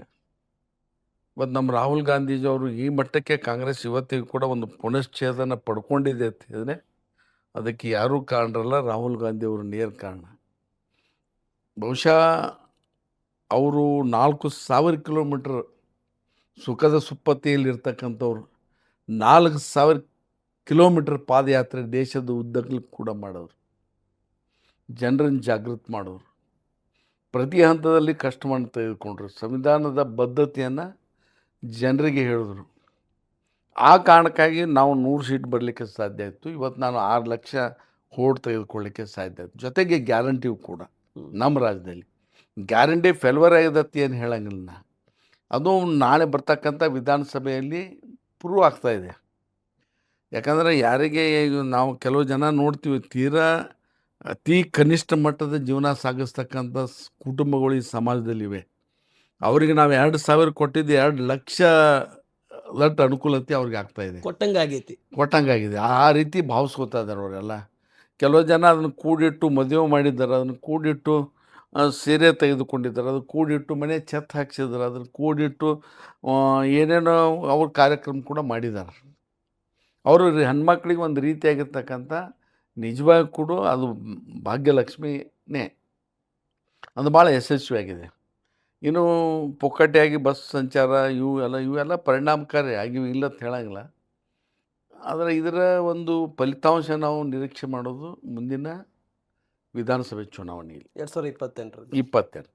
ಸರಿ, ತಾವು ಹೇಳ್ತಾ ಇದ್ದೀರಾ ಸರ್. ಇದರ ಜೊತೆಯಲ್ಲೂ ಕೂಡ ರಾಹುಲ್ ಗಾಂಧಿ ಅವರು ಹೇಳ್ತಾ ಇದ್ದಾರೆ, ವೋಟ್ ಚೋರ್ ಆಗಿದೆ. ನಾವು 9 ಸೀಟ್ ಕರ್ನಾಟಕದಲ್ಲಿ ಬರೋದಕ್ಕಿಂತ ನಾವು 15 ಸೀಟ್ ಬರ್ತಿದ್ದೀವಿ, ಇಲ್ಲಿ ವೋಟ್ ಚೋರ್ ಆಗಿದೆ ಅನ್ನೋಂಥ ವೋಟ್ ಚೋರ್ ಆಗಿದೆ ಅಂತ ಹೇಳ್ತಾ ಇದ್ರಿ. ಇದಕ್ಕೆ ಬಿಜೆಪಿ ಅವರು ಅಂತ ಇದ್ದಾರೆ, ವೋಟ್ ಚೋರ್ ಆಗಿದ್ರೆ 9 ಸೀಟ್ ನೀವು ಹೆಂಗ್ ಬರ್ತಿದ್ರಿ? ಸ್ವಲ್ಪ ಹಿಂದೆ ಹೋಗಿ ನೋಡ್ರಿ, 2019ರಲ್ಲಿ ನೀವು ಒಂದೇ ಸೀಟಿಗಿದ್ರಿ, ಜೆ ಡಿ ಎಸ್ ಜೊತೆ ಮೈತ್ರಿ ಆಗಿದ್ರಿ. 14ರಲ್ಲಿ ನೀವಿದ್ರಿ, 14ರಲ್ಲಿ ಅವರಿದ್ರು. ಆ ಕಡೆ ಹಾಸನದಿಂದ ಪ್ರಜ್ವಲ್ ರೇವಣ್ಣ ಅವರು ಬಂದರು, ಈ ಕಡೆ ರಾಮನಗರದಿಂದ ಡಿ ಕೆ ಸುರೇಶ್ ಅವರು ಬಂದರು 19ರಲ್ಲಿ. 24ರಲ್ಲಿ 9 ಸೀಟ್ ತಗೊಂಬಂದ್ರಿ. ವೋಟ್ ಚೋರಿ ಆಗಿದ್ರೆ ನೀವು ಮತ್ತು ಆ ಒಂದು ಸೀಟ್ನು ಕೂಡ ಕಳೆದುಕೊಡ್ತಿದ್ರಿ, ಮತ್ತೆ ವೋಟ್ ಚೋರಿ ಆಗಿದ್ರೆ 140 ಸೀಟ್ ನೀವು ಹೆಂಗೆ ಆಯ್ಕೆ ಆದ್ರಿ ವಿಧಾನಸಭೆ ಚುನಾವಣೆಯಲ್ಲಿ ಅಂತಂತಾರೆ. ಇದಕ್ಕೆಲ್ಲ ಕಾರಣ ರಾಹುಲ್ ಗಾಂಧಿಯವರ ಪಾದಯಾತ್ರೆ. ಅದು ನಾವು ಅಲಯನ್ಸ್ ಪಾರ್ಟ್ನರ್ಸ್ ಏನಿದ್ದೀವಿ ಅವ್ರಿಗೂ ಕೂಡ ಸಹಾಯ ಆಯಿತು. ನೀವು ಗಮನಿಸ್ಬೋದು. ಈಗ 9 ಸೀಟ್ ಹೆಂಗೆ ಬಂದ್ರಿ ಅಂತ ಹೇಳಿದ್ರೆ ಬರಬಾರ್ದತ್ತೇನಿಲ್ಲ. ವೋಟ್ ಚೋರಿ ಆಗಿದ್ದೂ ಅಷ್ಟೇ ಸತ್ತಿದೆ. ರಾಹುಲ್ ಗಾಂಧಿಯವರು ನಮ್ಮ ಮಾದೇವಪುರದ ಉದಾಹರಣೆಯನ್ನು ಕೊಟ್ಟೇ ರಾಷ್ಟ್ರ ಮಟ್ಟದಲ್ಲಿ ಪತ್ರಿಕಾಗೋಷ್ಠಿ ಮಾಡಿ ಎಲ್ಲೆಲ್ಲಿ ಲ್ಯಾಬ್ಸ್ ಮಾಡಿದ್ದಾರೆ, ಎಲ್ಲೆಲ್ಲಿ ಕಳ್ತನ ಮಾಡಿದ್ದಾರೆ ಮತ ಅಂತಕ್ಕಂಥದ್ದು ಭಾಳ ದೇಶದ ಎದುರುಗಡೆ ಇಟ್ಟಿದ್ದಾರೆ ಅವರು. ಅದು ಸತ್ಯವೂ ಕೂಡ.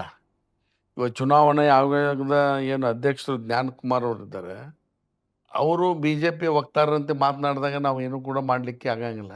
ಸತ್ಯವನ್ನು ಜನರಿಗೆ ಜನರ ದೇಶ ಜನರಿಗೆ ಇದರಿಗೆ ಇಡ್ತಕ್ಕಂಥ ಕೆಲಸ ರಾಹುಲ್ ಗಾಂಧಿಯವರು ಮಾಡಿದ್ದಾರೆ. ಮತ್ತು ಇನ್ನೂ ಅನೇಕ ರಾಜ್ಯದಲ್ಲಿ ಇನ್ನೂ ಅನೇಕ ನಮ್ಮ ಆಳಂದ ಕ್ಷೇತ್ರದ ಕೂಡ ವಿವರಣೆ ಕೊಟ್ಟರು ಯಾವ ರೀತಿ ಕಳ್ತನ ಆಗಿದೆ ಅಂತೇಳಿ. ಅದೇ ರೀತಿ ಬಿಹಾರದಲ್ಲಿ ಇವತ್ತು ಏನು ನಡೀತಾ ಇದೆ ಅನ್ನೋದ್ರ ಬಗ್ಗೆನೂ ನಮಗೆ ಮನವರಿಕೆ ಮಾಡಿಕೊಟ್ಟಿದ್ದಾರೆ.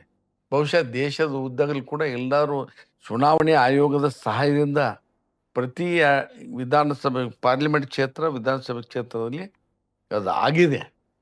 ಯಾಕಂದರೆ ಮಹಾರಾಷ್ಟ್ರದಲ್ಲಿ ತಾವು ಗಮನಿಸಿರ್ಬೋದು, ಮಹಾರಾಷ್ಟ್ರದಲ್ಲಿ ನಡೆದಂಥ ವಿಧಾನಸಭೆಯಲ್ಲಿ ಏನು ಟೋಟಲ್ ಮತ ಬಂದಿದ್ದಾವೆ ಅಷ್ಟೇ ಮತ ನಮಗೆ ಪಾರ್ಲಿಮೆಂಟಲ್ಲಿ ಬಿದ್ದಾವೆ. ಅಂದ್ರೆ ನಮ್ದು ಹೆಚ್ಚಾಗಬೇಕಾಗಿತ್ತಲ್ಲ. ಹೌದು. ಮತ್ತು ಅವರು ಏಕಾಏಕಿ ಹೆಂಗೆ ಹೆಚ್ಚಾದು? ನಮ್ಮ ಮತದಾರರು ಏನು ಕಡಿಮೆ ಆಗಲಿಲ್ಲ, ಅವ್ರ ಮತದಾನ ಹೆಚ್ಚಿಗೆ ಹೆಚ್ಚಾದು. ಇದನ್ನೇ ಚೋರಿ ಅಂತಕ್ಕಂಥದ್ದು ಹೇಳಿದ್ರು. 150 ಮಂದಿ 120 ಮಂದಿ ಒಂದೇ ಚಿಕ್ಕ ಮನೆಯಲ್ಲಿ ಇರೋದು, ಅಲ್ಲೇ ಅಡ್ರೆಸ್ ತೋರಿಸೋದು, ಇದು ಏನು ತೋರಿಸ್ತಾ ಇದೆ? ಹಗಲು ದರೋಡೆ. ಬಿ ಜೆ ಪಿ ಅವ್ರು ಏನೇ ಇದು ಮಾಡ್ಕೊಳ್ಳಿದ್ದು ಹಗಲು ದರೋಡೆ. ಇವತ್ತು ಮುಂದೆ ಕೂಡ ರಾಹುಲ್ ಗಾಂಧಿಯವರ ಇದರಿಂದನೇ ಇವತ್ತು ಮಿತ್ರ ಪಕ್ಷಗಳ ಒಂದು ಇದರಿಂದನೇ ಇವತ್ತು ಬರ್ತಕ್ಕಂಥ ಲೋಕಸಭೆ ಚುನಾವಣೆ ಕಾಂಗ್ರೆಸ್ ಪಕ್ಷ ಅಲಯನ್ಸ್ ಪಾರ್ಟೀಸ್ ಅಧಿಕಾರ ಮಾಡ್ತವೆ ಅನ್ನೋದು ಕೂಡ ನನಗೆ ವಿಶ್ವಾಸ ಇದೆ. ಸರಿ ಸರ್, ತಾವು ಕೂಡ ಮುಂಜಾನಿಂದ ತಗೊಂಡು ಸಾಯಂಕಾಲವರೆಗೆ ಕ್ಷೇತ್ರದ ಕೆಲಸ, ಮತದಾರರ ಕೆಲವೊಂದಿಷ್ಟು ಕೆಲಸದಿಂದ ತಾವು ಆ ಕಡೆ ಈ ಕಡೆ ಮತ್ತು ಕಾರ್ಯಕ್ರಮದಲ್ಲಿ ತೊಡಗಿಸ್ಕೊತೀರಿ ಮತ್ತು ನಿಮ್ಮ ಪಕ್ಷ ಸಂಘಟನೆ ವಿಷಯದಲ್ಲೂ ಕೂಡ ತೊಡಗಿಸ್ಕೊಂಡಿರ್ತೀರಿ. ಈ ಗ್ಯಾರಂಟಿ ವಿಷಯದ ಬಗ್ಗೆ ಜನಸಾಮಾನ್ಯರು ಮತ್ತು ದೀನದಲಿತರು ಮತ್ತು ಕೂಲಿ ಕಾರ್ಮಿಕರು ಮತ್ತು ಹಿಂದುಳಿದ ಜನಸಾಮಾನ್ಯರು ಇದರ ಬಗ್ಗೆ ಏನು ಮಾತನಾಡ್ತಾ ಇದ್ದಾರೆ ನನ್ನ ಮೊದಲನೇ ಪ್ರಶ್ನೆ.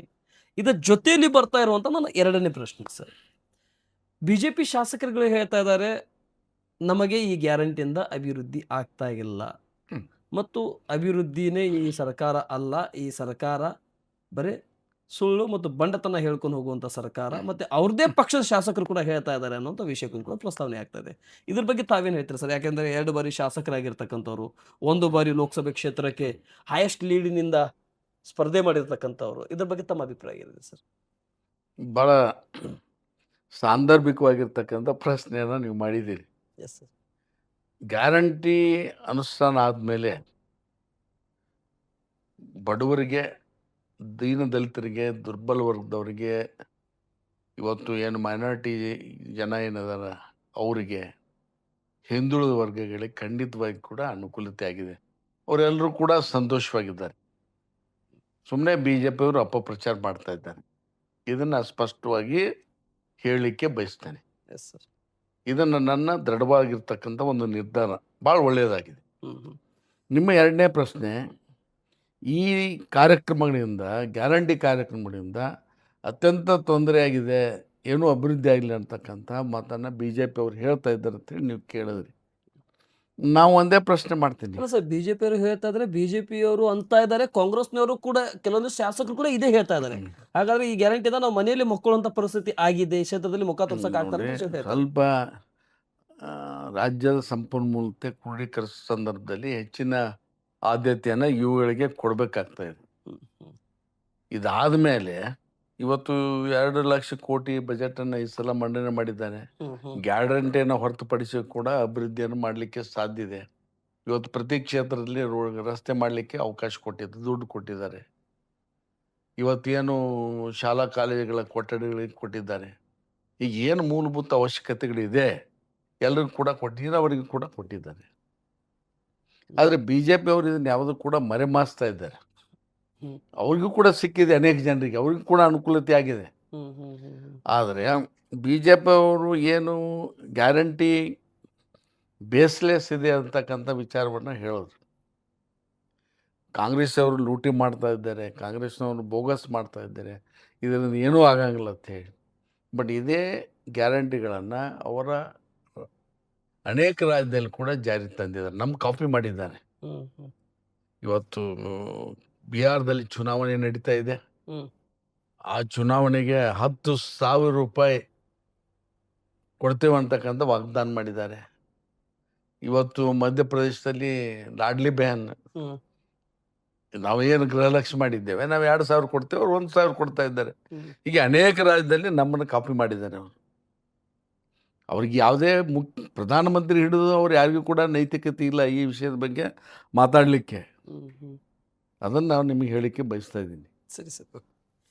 ಆಮೇಲೆ ತಾವು ಇದಕ್ಕೆ ಹಿಂದ್ಗಡೆ ಒಂದು ವಿಷಯ ಪ್ರಸ್ತಾವನೆ ಮಾಡಿದ್ರಿ, ಏನಂತೇಳಿ ರಮೇಶ್ ಜಿಗಜಿಣಗಿ ಅವರು ಲೋಕಸಭೆ ಚುನಾವಣೆಯಲ್ಲಿ ಅಪಪ್ರಚಾರ ಮಾಡಿ, ಹೌದು. ಒಂದ್ ಸೆಕೆಂಡ್ ಸರ್, ಅಪಪ್ರಚಾರ ಮಾಡಿದ್ರಂತ ಹೇಳಿದ್ರಿ. ಆ ಅಪಪ್ರಚಾರನೇ ನಿಮಗೆ ಹಿನ್ನಡೆ ಆಯ್ತಾ? ಅದ ಅಪಪ್ರಚಾರನೇ ಜನ ಒಪ್ಕೊಂಡ್ರ, ಅಥವಾ ನಿಮ್ಮ ಪಕ್ಷದ ಸಾಧನೆ, ನಾಗ್ತಾನ್ ವಿಧಾನಸಭಾ ಕ್ಷೇತ್ರ ಡೆವಲಪ್ಮೆಂಟ್ ವಿಷಯಗಳನ್ನು ಯಾಕೆ ಹಿಡಿಲಿಲ್ಲ ಸರ್? ಏನೋ ಅಪಪ್ರಚಾರ. ಒಂದು ನಾನು ನಿಮಗೆ ಹೇಳಕ್ಕೆ ಬಯಸ್ತಾ ಇದ್ದೇನೆ, ನಾವು ನೇರ ಚುನಾವಣೆಯನ್ನು ಎದುರಿಸಿದ್ವಿ ಕಾಂಗ್ರೆಸ್ದವ್ರು. ಎಸ್. ಇಲ್ಲಿ ಯಾವುದೂ ಇಲ್ಲ. ಜೆ ಡಿ ಎಸ್ ಮತ್ತು ಅವರು ಜೆ ಡಿ ಎಸ್ನಲ್ಲಿರ್ತಕ್ಕಂಥ ಎಲ್ಲ ಮೇಲ್ವರ್ಗದ ಜನ ಅವರಿಗೆ ಬೆಂಬಲ ಕೊಡ್ತು. ಹೀಗಾಗಿ ಅವ್ರಿಗೆ ಅನುಕೂಲತೆ ಇದೆ. ನಮ್ಗೆ ಯಾಕೆ ಅವರು, ನಾನು ಎಂದೂ ಕೂಡ ಜಿಗಜಿಣಗಿ ಅವರಿಗೆ, ಅವರು ಒಬ್ಬ ದಲಿತ ಸಮಾಜಕ್ಕೆ ಸೇರಿದವರು, ನಾವು ಯಾವುದೇ ಪಕ್ಷದಲ್ಲಿ ಇರ್ಬೋದು, ಅವ್ರ ಬಗ್ಗೆ ಒಂದು ಗೌರವ ನನ್ನಲ್ಲಿ ಯಾವತ್ತೂ ಕೂಡ ಇತ್ತು, ಯಾವತ್ತಿಗೂ ಕೂಡ ಇತ್ತು. ನಾವು ಯಾವುದೇ ಪಾರ್ಟಿಯಲ್ಲಿ ಕೂತು ಆ ಗೌರವ ಇತ್ತು. ಗೌರವದಿಂದಲೇ ನಾನು ಇವತ್ತಿಗೂ ಕೂಡ ಗೌರವ ಇದೆ. ಆದರೆ ಅವ್ರು ನಡೆದುಕೊಂಡಂಥ ರೀತಿ ಪಾರ್ಲಿಮೆಂಟ್ನಲ್ಲಿ ಅತ್ಯಂತ ಅವರ ಅನುಭವವನ್ನು, ಅವ್ರು ಏನು ರಾಜಕಾರಣ ಸುಮಾರು 40-45 ವರ್ಷಗಳು ಮಾಡಿದ್ದಾರೆ, ಅದಕ್ಕೆ ನೀರು ಎರಚುವ ರೀತಿಯಲ್ಲಿ ಅವರು ನಡ್ಕೊಂಡ್ರು. ಅವ್ರು ಏನು ಹೇಳಿದ್ರು ಅಂದರೆ, ಚುನಾವಣೆ ಬಹುಶಃ ಒಂದು ವಾರ ಇತ್ತು, ಚುನಾವಣೆ ಒಂದು ವಾರ. ನಾನು ಸಂಘಟನೆಯಿಂದ ಬಂದಿದ್ದರಿಂದ ರಾಜು ಅಲ್ಗೂರ್ಗೆ ಮತ ಹಾಕಿದ್ರೆ ಆ ದಲಿತ ಜನಾಂಗ ಎಲ್ಲ ಕೂಡ ಲಿಂಗಾಯತರ ಮೇಲೆ ಅಟ್ರಾಸಿಟೀಸ್ ಹಾಕ್ತಾರೆ ಅಂತಕ್ಕಂಥ ಸ್ಟೇಟ್ಮೆಂಟ್ ಆಲ್ ಆಫ್ ಸಡನ್ ಮಾಡಿದ್ರು. ಆಲ್ ಆಫ್ ಸಡನ್ ನನಗೆ ಅದಕ್ಕೆ ಆ್ಯಕ್ಷನ್ಗೆ ರಿಯಾಕ್ಷನ್ ಅಂದಂಗೆ ನಾನು ಕೂಡ ಮರುದಿವ್ಸ ಒಂದು ಪ್ರೆಸ್ ಮೀಟ್ ಮಾಡಿದೆ. ನಾನು ಚಾಲೆಂಜ್ ಮಾಡಿದೆ, ನಾನು ಇಷ್ಟು ವರ್ಷ ಸಾರ್ವಜನಿಕ ಜೀವನದಲ್ಲಿ ಅದೀನಿ, ನನ್ನಿಂದ ಏನಾದರೂ ಒಂದೇ ಒಂದು, ನಾನು ನಮ್ಮ ತಾಯಿ ತಂದೆ ಹುಟ್ಟದಂಗೆ ಹೇಳ್ತೀನಿ, ಒಂದೇ ಒಂದು ಕೇಸ್ ಆಗಲಿ, ಒಂದು ಘಟನೆ ಆಗಲಿ ಜನರಿಗೆ ತೊಂದರೆ ಆಗಿದ್ರೆ ಇವತ್ತಿಗೆ ಈ ಕಣದಿಂದ ನನ್ನ ನಾಮಿನೇಷನ್ ವಾಪಸ್ ತೊಗೋತೀನಿ, ಇಲ್ಲ ಕಣದಿಂದ ನಾನು ತಕ್ಷಣ ಹಿಂದೆ ಸರಿತೀನಿ. ಆದರೆ ನೀವು ನಿಮ್ಮ ಅಪ್ಪಗೆ ಹುಟ್ಟಿದ್ದೆ ಅಂದರೆ ಇದನ್ನು ಪ್ರೂವ್ ಮಾಡ್ಬೇಕಂತ ಹೇಳಿದ್ದೆ. ಇದು ಆಯ್ತು. ಇದು ನಾವು ಈ ಭಾಷೆಗಳನ್ನ ರಾಜಕಾರಣದಲ್ಲಿ ಬಳಸಬಾರ್ದು. ನನಗೆ ಅನಿವಾರ್ಯ ಆಯ್ತು ಆ ಸಂದರ್ಭ.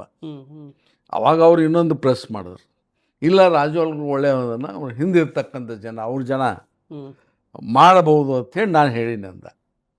ಅಲ್ಲೇ ಹೊಳಿಬಿಟ್ರು. ಅಲ್ಲೇ ಹೊರಬಿಟ್ರು. ಬಟ್ ಇದು ಆಗಬಾರ್ದಿತ್ತು ಅಂಥೇಳಿ ನನ್ನ ಇದರಿಂದ ಒಂದು 10-15 ಸಾವಿರ ಮತ ಸಂಪೂರ್ಣವಾಗಿ ಆ ಸ್ಟೇಟ್ಮೆಂಟ್ದಿಂದ ಹಿಂಗಾಯ್ತು ಅಂತಲ್ಲ, ಇದರಿಂದ ಒಂದು 10-15 ಸಾವಿರ ಮತ ಹಿನ್ನಡೆ ಆಗಿರ್ಬೋದು, ಹಿನ್ನಡೆ ಆಗಿರ್ಬೋದು ಅಷ್ಟೇ. ಸರಿ, ಓಕೆ. ಇದು ರಮೇಶ್ ಜಿಗಜಿಣಗಿ ಅವರು ಸತತವಾಗಿ ಈ ಕ್ಷೇತ್ರದಿಂದ ಆಯ್ಕೆ ಆಗ್ತಾ ಇರೋ ಸಂಸದರು, ಆ ಕಡೆ ಶಾಸಕರು ಕೂಡ ಆದರು. ಪಕ್ಷಾತೀತವಾಗಿ ನಾನು ರಾಜು ಅಲ್ಗೂರ್ ಅವರನ್ನ ಕೇಳೋದಾದ್ರೆ, ಅಂದ್ರೆ ನಾನು ನಿಮ್ಮನ್ನು ಕೇಳೋದಾದ್ರೆ, ಪಕ್ಷಾತೀತವಾಗಿ ಒಂದು ಜಾತಿಯನ್ನು ಬಿಟ್ಟು ಮಾತನಾಡೋದಾದ್ರೆ, ಒಂದು ಸಾಮಾನ್ಯ ಈ ಕ್ಷೇತ್ರದ ಮತದಾರರಾಗಿ, ಆ ಕ್ಷೇತ್ರದ ನೀವು ಕೂಡ ಮಾಜಿ ಶಾಸಕರು, ಅವರು ಕೂಡ ಮಾಜಿ ಶಾಸಕರು, ಈ ಕ್ಷೇತ್ರದ ಇವರು ಕೂಡ ಸಂಸದರು, ನೀವು ಕೂಡ ಫೈಟ್ ಮಾಡಿರ್ತಕ್ಕಂಥ ಹೃದಯದ ಸಂಸದರು.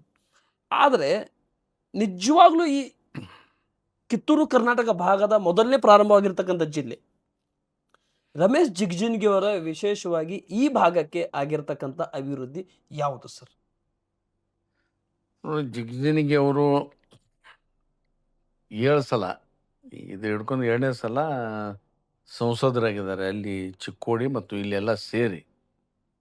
ಅವ್ರ ಆತ್ಮಸಾಕ್ಷಿಯಾಗಿ ಅವ್ರಿಗೆ ಹೇಳ್ಬೇಕು ಅವ್ರು ಏನು ಮಾಡಿದಾರಂತ. ಏನು ಮಾಡಲಿ, ಅವರ ಒಂದು ಪರ್ಫಾರ್ಮೆನ್ಸ್ ಏನಿದೆ, ಅವ್ರ ಸಾಧನೆ ಏನಿದೆ, 0 ಇದೆ.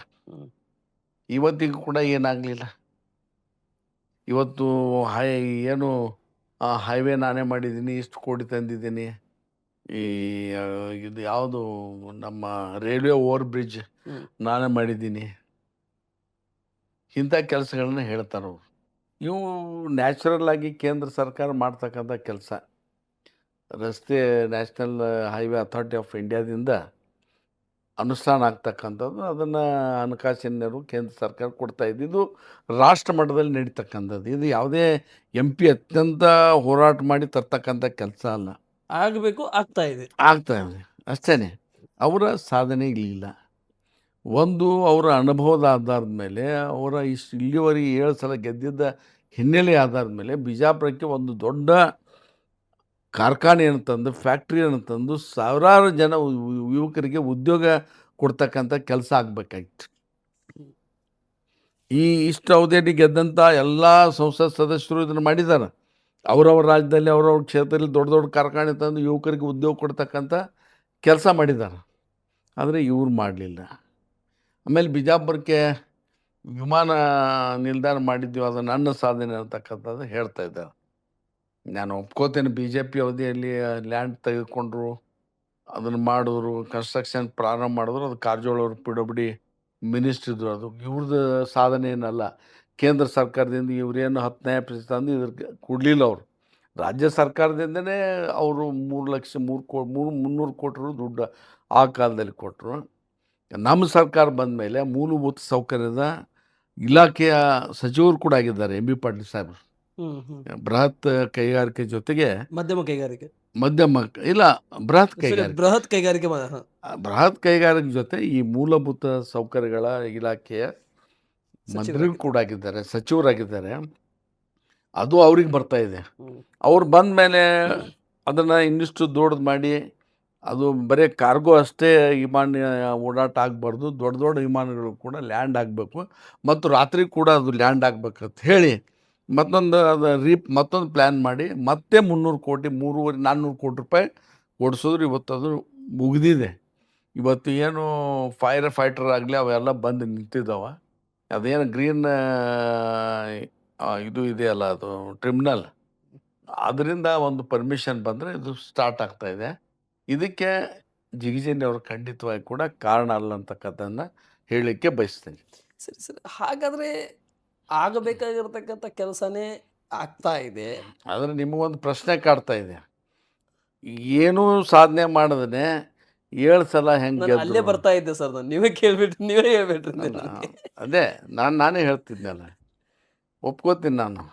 ಇವತ್ತು ಸಮಾಜದಲ್ಲಿ ಏನಾಗಿದೆ ಅಂದರೆ, ಮೋದಿ ಒಂದು ಅಲೆ, ಹಿಂದುತ್ವದ ಅಲೆ, ಮತ್ತು ಕಾಂಗ್ರೆಸ್ ಅಂದರೆ ಇದು ಇಂತಿಂಥವ್ರದ್ದೇ ಪಾರ್ಟಿ, ಬರೀ ಇಂತಿಂಥವರೇ ಇಲ್ಲಿರ್ತಾರೆ ಅಂತಕ್ಕಂಥ ಒಂದು ಕೆಟ್ಟ ಅಪಪ್ರಚಾರ ಮೇಲ್ವರ್ಗದವ್ರಲ್ಲಿ ಇದೆ.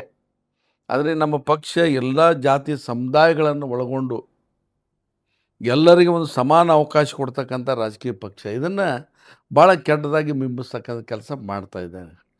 ಆ ಒಂದು ಅಡ್ವಾಂಟೇಜ್ ಅವ್ರಿಗೆ ಸಿಕ್ಕಿದೆ ಅಷ್ಟೇ, ಸಾಧನೆಯಿಂದಲ್ಲ. ನಾವೆಲ್ಲ ಪ್ರವಾಹದ ವಿರುದ್ಧವಾಗಿ ಬಂದಿರತಕ್ಕಂಥ, ಪ್ರವಾಹದ ಪರವಾಗಿ ಬಂದಂಥವ್ರಲ್ಲ. ಅದಕ್ಕಾಗಿ ನಮ್ಗೆ ಅಡೆತಡೆ ಕೂಡ ಸ್ವಾಭಾವಿಕ.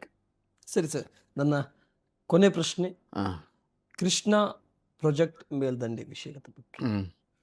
ಇದ್ರ ಬಗ್ಗೆ ಲಾಸ್ಟ್ ಟೈಮ್ ವಿಧಾನಸಭೆ ಚುನಾವಣೆಯಲ್ಲಿ ಪ್ರಚಾರಕ್ಕೆ ಬಂದಿರತಕ್ಕಂಥ ಸಂದರ್ಭದಲ್ಲಿ ಸಿದ್ದರಾಮಯ್ಯನವರು ಪ್ರಚಾರ ಮಾಡಿದ್ರು, ಮೀಸಲುವಾಗಿ ನಾವು ಹಣ ಇಡ್ತೇವೆ ಅಂತ ಹೇಳಿದ್ರು. ಅಲ್ಲಿಯ ಸಂತ್ರಸ್ತರಿಗೆ ಒಂದು ಹಣವನ್ನು ಕೊಡುವಂತ ಪ್ರಯತ್ನ, ಕೋರ್ಟ್ ಏನ್ ಹೇಳುತ್ತೆ ಅದೇ ಆದೇಶ ಮೇರೆಗೆ ನಾವು ಅವರಿಗೆ ಆ ಪರಿಹಾರವನ್ನು ಕೊಡ್ತೀವಿ ಅಂತ ಹೇಳಿದ್ರು. ಮತ್ತೆ ಸೈಟ್ ಇಲ್ದಂತವರಿಗೆ ಸೈಟ್ ಕೊಡ್ತೀವಿ ಅನ್ನುವಂಥ ವಿಷಯಗಳನ್ನು ಕೂಡ ಮಾತಾಡಿದ್ರು. ಮೊನ್ನೆ ಕೂಡ ಕ್ಯಾಬಿನೆಟ್ ನಲ್ಲಿ ಚರ್ಚೆ ಆಯಿತು. ಅದು ಎಲ್ಲಿಗೆ ಉಳಿತು ಸರ್? ಅದು ನನಗೆ ಇದ್ರ ಬಗ್ಗೆ ಸಂಪೂರ್ಣವಾದಂಥ ಮಾಹಿತಿ ಇಲ್ಲ. ಎಸ್, ಬಟ್ ಇದ್ರ ಬಗ್ಗೆ ನಾನು ನನ್ನ ಲೋಕಸಭೆ ಚುನಾವಣೆ ಪ್ರಚಾರದಲ್ಲಿ ಸಾಕಷ್ಟು ಮಾತಾಡಿದ್ದೀನಿ. ಬಟ್ ಒಂದು ಅಂತಿಮವಾಗಿ ಅದಕ್ಕೆ ಪರಿಹಾರ ಅಂತ ಹೇಳಿದ್ರೆ, ಕೇಂದ್ರ ಸರ್ಕಾರದನ್ನು ರಾಷ್ಟ್ರೀಯ ಯೋಜನೆಯನ್ನಾಗಿ ಘೋಷಣೆ ಮಾಡಿದಾಗ ಮಾತ್ರ ಎಲ್ಲ ರೀತಿಯ ಪರಿಹಾರ ಆಗ್ತಾಯಿದೆ. ಅಲ್ಲಿವರೆಗೆ ಇವೆಲ್ಲ ಸಣ್ಣ ಪುಟ್ಟ ಏನು ಇವತ್ತೇನು ತಾವೇನು ಹೇಳ್ತಾ ಇದ್ರೆ ಅದನ್ನು ರಾಜ್ಯ ಸರ್ಕಾರಕ್ಕೆ ಸ್ವಲ್ಪ ತೊಂದರೆ ಆಗ್ತಾಯಿದೆ. ಅಷ್ಟೊಂದು ನಿಭಾಯಿಸುವ ಶಕ್ತಿ ರಾಜ್ಯ ಸರ್ಕಾರಕ್ಕೆ ಸ್ವಲ್ಪ ಕಡಿಮೆ. ಅದನ್ನು ಕೇಂದ್ರ ಸರ್ಕಾರವೇ ಕೆಲವು ರಾಜ್ಯದಲ್ಲಿ ಮಾಡಿದೆ. ಇಂಥ ಯೋಜನೆಗಳನ್ನು ರಾಷ್ಟ್ರೀಯ ಯೋಜನೆ ಅಂತೇಳಿ ಗುರುತಿಸಿ ಅದಕ್ಕೆ ಕಂಪ್ಲೀಟ್ ಆಗಲಿಕ್ಕೆ ಏನು ಮಾಡ್ಬೇಕು ನಾನು ನಿರ್ಣಯಗಳನ್ನ ಮಾಡಿದ್ದೆ. ಅದಕ್ಕೆ ಇಲ್ಲಿಯೂ ಕೂಡ ಅದು ಆಗಬೇಕು. ಅದಕ್ಕೆ ಜಿಗಜಿಣಗಿ ಅವರು ಪ್ರಯತ್ನ ಮಾಡಬೇಕು. ಅದನ್ನು ಹೇಳ್ತಾ ಇಲ್ಲ ಅವರು. ಎಲ್ಲಿಯೂ ಕೂಡ ರಾಷ್ಟ್ರೀಯ ಯೋಜನೆ ಆಗಬೇಕು, ಇದನ್ನು ನಾನು ಮಾಡ್ತೀನಿ ಅಂತಕ್ಕಂಥ ಮಾತನ್ನು ಎಲ್ಲಿಯೂ ಕೂಡ ಹೇಳ್ತಾ ಇಲ್ಲ. ಜನರನ್ನ ದಿಕ್ಕು ತಪ್ಪಿಸ್ತಕ್ಕಂಥ ಕೆಲಸ ಭಾಳ ಜಾಣತನದಿಂದ ಮಾಡ್ತಾಯಿದ್ದಾರೆ ಅವರು. ಅದನ್ನು ಮತ್ತೆ ರಾಜ್ಯ ಸರ್ಕಾರದ ಮೇಲೆ ಹಾಕ್ತಾ ಇದ್ದಾರೆ. ಈಗ ಜಿಗಜಿಣಗಿ ಅವರು ಇದನ್ನು ಮಾಡಲಿಲ್ಲ, ಈ ನೆಪ ಹೇಳ್ತಾ ಇದ್ದಾರೆ. ನಾನು ಆ ಸಂದರ್ಭದಲ್ಲಿ ಹೇಳಿದ್ದೆ, ನೀವೆಲ್ಲ ಜಿಲ್ಲೆಯ ಜನ ನನಗೆ ಒಂದು ಸಲ ಆಶೀರ್ವಾದ ಮಾಡಿರಿ. ನೀವು ಆಶೀರ್ವಾದ ಖಂಡಿತವಾಗಿ ಕೂಡ ಈ ಯೋಜನೆಯನ್ನು ಅನುಷ್ಠಾನ ಮಾಡ್ತೀನಿ ಅಂತಕ್ಕಂಥ ಮಾತನ್ನು ಹೇಳಿದ್ದೆ. ನನ್ನ ರೆಕಾರ್ಡ್ ಇದೆ, ನನ್ನ ಚುನಾವಣೆಯಲ್ಲಿ ಎಷ್ಟು ಭಾಷಣ ಮಾಡಿದ್ದೀನಿ ಲೋಕಸಭೆ ಚುನಾವಣೆ ಪ್ರಚಾರದಲ್ಲಿ. ಇದನ್ನು ಮೊದಲನೇ ವಿಷಯ ಇದನ್ನೇ ಹೇಳಿದ್ದೆ. ಹಾಗಾದ್ರೆ ನಿಮ್ಗೆ ಅವಕಾಶ ಸಿಕ್ಕಿದ್ರೆ ಇದನ್ನು ಖಂಡಿತವಾಗಿ ಮಾಡ್ತಾ ಇದ್ದೆ. ನನಗೆ ಓಡಾಡೋ ಶಕ್ತಿ ಇದೆ. ನಾನು ಎಲ್ಲೆಲ್ಲೇ ಓಡಾಟ ಮಾಡಿ ಯಾರಿಗೆ ವಿನಂತಿ ಮಾಡಬೇಕು, ಆ ಪಕ್ಷಾತೀತವಾಗಿ ಅವ್ರವ್ರ ಮನೆ ಬಾಗಿಲಿಗೆ ಹೋಗಿ ನನ್ನ ಜಿಲ್ಲೆ ಅಭಿವೃದ್ಧಿ ಮಾಡ್ತಾ ಇದ್ದೆ. Okay sir, thank you. Thank you ನನ್ನ ಸರ್. ಕೊನೆ ಪ್ರಶ್ನೆ, ಹ್ಮ್. ಮೊನ್ನೆ ನಡೆದಿರ್ತಕ್ಕಂಥ ಕೋರ್ಟಿನ ವಿಷಯ ಸರ್, ಬೂಟ್ ಎಸೆಯುವಂತ ಕೆಲಸ ಹ್ಮ್. ಆಯಿತು. ಇದ್ರ ಬಗ್ಗೆ ತಾವೇನಂತೀರ? ಇದು ಯಾಕೆ ಇದು ಈ ನೋಡಿ, ವಿಷಯ? ಇದು ಅತ್ಯಂತ ಭಾರತ ದೇಶದ ನ್ಯಾಯಾಂಗ ವ್ಯವಸ್ಥೆಯಲ್ಲಿ ಎಂದೂ ಕೂಡ ಆಗಿರಲಿಲ್ಲ. ಸುಪ್ರೀಂ ಕೋರ್ಟ್ ಜಡ್ಜ್ ಯಾವುದೇ ತೀರ್ಮಾನ ಮಾಡೋ ಸಂದರ್ಭದಲ್ಲಿ, ಯಾವುದೇ ವಿಚಾರ ಹೇಳೋ ಸಂದರ್ಭದಲ್ಲಿ ಒಂದು ರಿಮಾರ್ಕ್ಸ್ ಪಾಸ್ ಮಾಡ್ತಿರ್ತಾರೆ, ಹ್ಮ್. ಏನೋ ಹೇಳ್ತಿರ್ತಾರೆ. ಇದು ನೀವು ಬಾಬ್ರಿ ಮಸೀದಿ ಕಟ್ಟಬೇಕಂತ ಸಂದರ್ಭದಲ್ಲಿ ಏನು ಗೊಗೊಯ್ ಜಜ್ಮೆಂಟ್ ಮಾಡಿದ್ರಲ್ಲ, ಆ ಸಂದರ್ಭದಲ್ಲಿ ಕೂಡ ಅನೇಕ ರಿಮಾರ್ಕ್ ಪಾಸ್ ಆಗ್ಯಾವ. ಹ್ಮ್. ಹೀಗೆ ಅನೇಕ ಜನ ರಿಮಾರ್ಕ್ ಮಾಡಿದ್ದಾರೆ ಸುಪ್ರೀಂ ಕೋರ್ಟ್ ಜಡ್ಜಸ್ಸು. ಅವ್ರ ಅಗ್ನೆಸ್ಟ್ ಆದಂಥ ಸಮಾಜಗಳು ಹೋಗಿ ಅವ್ರಿಗೇನು ಇದು ಮಾಡಲಿಲ್ಲ. ಇದು ಸನಾತನ ವಿರೋಧ ಆದಂಥ ತೀರ್ಮಾನ ಮಾಡ್ತೀರಿ ಅಂತ ಹೇಳಿ ಒಬ್ಬ ವಕೀಲ, RSS ವಕೀಲ, ಸನಾತನವಾದ ವಿಚಾರ ಹೇಳ್ತಕ್ಕಂಥ ವಕೀಲ, ಪ್ರಜಾಪ್ರಭುತ್ವದ ಆಧಾರದ ಮೇಲೆ ರಚನೆ ಆಗಿರ್ತಕ್ಕಂಥ ಸಂವಿಧಾನದ ಆಧಾರದ ಮೇಲೆ ಬಂದಂಥ ಸುಪ್ರೀಂ ಕೋರ್ಟ್ ಏನಿದೆ, ಆ ಜಡ್ಜನ್ನು ಮುಖ್ಯ ನ್ಯಾಯಾಧೀಶ ಮೇಲೆ ಬೂಟ್ ಎಸ್ತಕ್ಕಂಥದ್ದು ಇದು ಅತ್ಯಂತ ಹೀನಾಯನವಾಗಿರ್ತಕ್ಕಂಥ ವಿಚಾರ. ಹೆಂಗೆ ಹಿಂದೆ ಎಲ್ಲ ಗೋಡ್ಸೆ ಗಾಂಧೀಜಿಯವ್ರನ್ನ ಕೊಲ್ಲಿಕ್ಕೆ ಏನು BJP RSS ಶಕ್ತಿ ಇತ್ತಲ್ಲ ಹಿಂದೆ, ಅದೇ ಶಕ್ತಿ ಇವತ್ತು ಅವನಿಗಿದೆ. ಅದಕ್ಕಾಗಿ ದೇಶದಲ್ಲಿ ಡೆಮೋಕ್ರಸಿ ಉಳಿಬೇಕು, ಸಂವಿಧಾನ ಗಟ್ಟಿಯಾಗಬೇಕು. ಅಂದಾಗ ಮಾತ್ರ ಎಲ್ಲ ದುರ್ಬಲ, ಒಂದು ಜಾತಿ ಅಲ್ಲ, ಎಲ್ಲ ಜಾತಿಯಲ್ಲಿರ್ತಕ್ಕಂಥ ದುರ್ಬಲ ವರ್ಗ ರಕ್ಷಣೆ ಆಗಲಿಕ್ಕೆ ಸಾಧ್ಯ ಇದೆ. ಆ ಮಟ್ಟದಲ್ಲಿ ನಾವು ಹೋರಾಟ ಮಾಡ್ಕೊಂಡು ನಾನು ಮಾಡ್ತೇನೆ, ಬೀದಿಗಳನ್ನು ಮಾಡ್ತಾ ಇದ್ದೆ. ಸರಿ, ಓಕೆ ಸರ್. ನಾವು ಕೊನೆ ಪ್ರಶ್ನೆ, ಕ್ಷೇತ್ರದ ಜನತೆ ಕಡೆ ಹ್ಮ್. ರಾಜು ಅಲ್ಗೂರ್ ಅವರು ಪರಾಜಿತ ಆದರೂ ಕೂಡ ಕ್ಷೇತ್ರ ಜನತೆಯ ಹೃದಯದ ಸಂಸದರು ಅಂತೇಳಿ ಜನಸಾಮಾನ್ಯರು ಅನ್ಕೊಂತಾದ್ರೆ, ನಿಮ್ಮ ನಡೆ, ನಿಮ್ಮ ಹೋರಾಟ ಎಲ್ಲಿವರೆಗೆ ಸರ್? ಇಲ್ಲ, ಜನರ ಪ್ರೀತಿ ಎಲ್ತಾನೆ ಇರ್ತೈತೆ, ಅಲ್ತಾನೆ ನಾನು ಸಾರ್ವಜನಿಕ ಜೀವನ ರಾಜಕಾರಣದಲ್ಲಿ ಇದ್ದೇ ಇರ್ತೇನೆ. ನಾನು ಆ ಕ್ಷೇತ್ರದಲ್ಲಿ ಪಕ್ಷಾತೀತವಾಗಿ, ಜಾತ್ಯತೀತವಾಗಿ ಜನ ನನ್ನನ್ನು ಪ್ರೀತಿಸ್ತಾ ಇದ್ದಾರೆ. ಎಲ್ಲ ಮೇಲ್ಜಾತಿಯವರಾಗಿರ್ಬೋದು, ಕೆಳವರ್ಗ ಆಗಿರ್ಬೋದು, ಮಧ್ಯಮ ವರ್ಗ ಆಗಿರ್ಬೋದು, ಶ್ರೀಮಂತರಾಗಿರ್ಬೋದು, ಬಡವರಾಗಿರ್ಬೋದು, ಮಹಿಳೆಯರಾಗಿರ್ಬೋದು, ಎಲ್ಲರೂ ಕೂಡ ಪಕ್ಷಾತೀತವಾಗಿ ನನ್ನನ್ನು ಪ್ರೀತಿಸ್ತಾರೆ. ಅವರ ಪ್ರೀತಿ ವಿಶ್ವಾಸ ಎಲ್ಲಿವರೆಗೆ ಇರ್ತಾ ಇದೆ ಅಲ್ಲಿವರೆಗೆ ರಾಜಕಾರಣ ಮತ್ತು ಸಾರ್ವಜನಿಕ ಜೀವನ ಎರಡೂ ಕೂಡ ಭಾಳ ಆ್ಯಕ್ಟಿವ್ ಆಗಿ, ಕ್ರಿಯಾತ್ಮಕವಾಗಿ ಭಾಗವಹಿಸ್ತೀನಿ. ಸರಿ, ಇನ್ನೊಂದು ಪ್ರಶ್ನೆ ಬರ್ತಾ ಇದೆ ಸರ್, ಇದು ಲಾಸ್ಟ್ ಪ್ರಶ್ನೆ, ಇದರ ಮೇಲೆ ಪ್ರಶ್ನೆ ಇಲ್ಲ. ರಾಜು ಅಲ್ಗೂರ್ ಅವರು ಎಲ್ಲೋ ಒಂದು ಕಡೆ ಮುಂದೆ ಸ್ಪರ್ಧೆ ಮಾಡೋದಿಲ್ಲ ಅಂತೇಳಿ ನಮ್ಗೆ ಅನಿಸ್ತಾ ಇದೆ.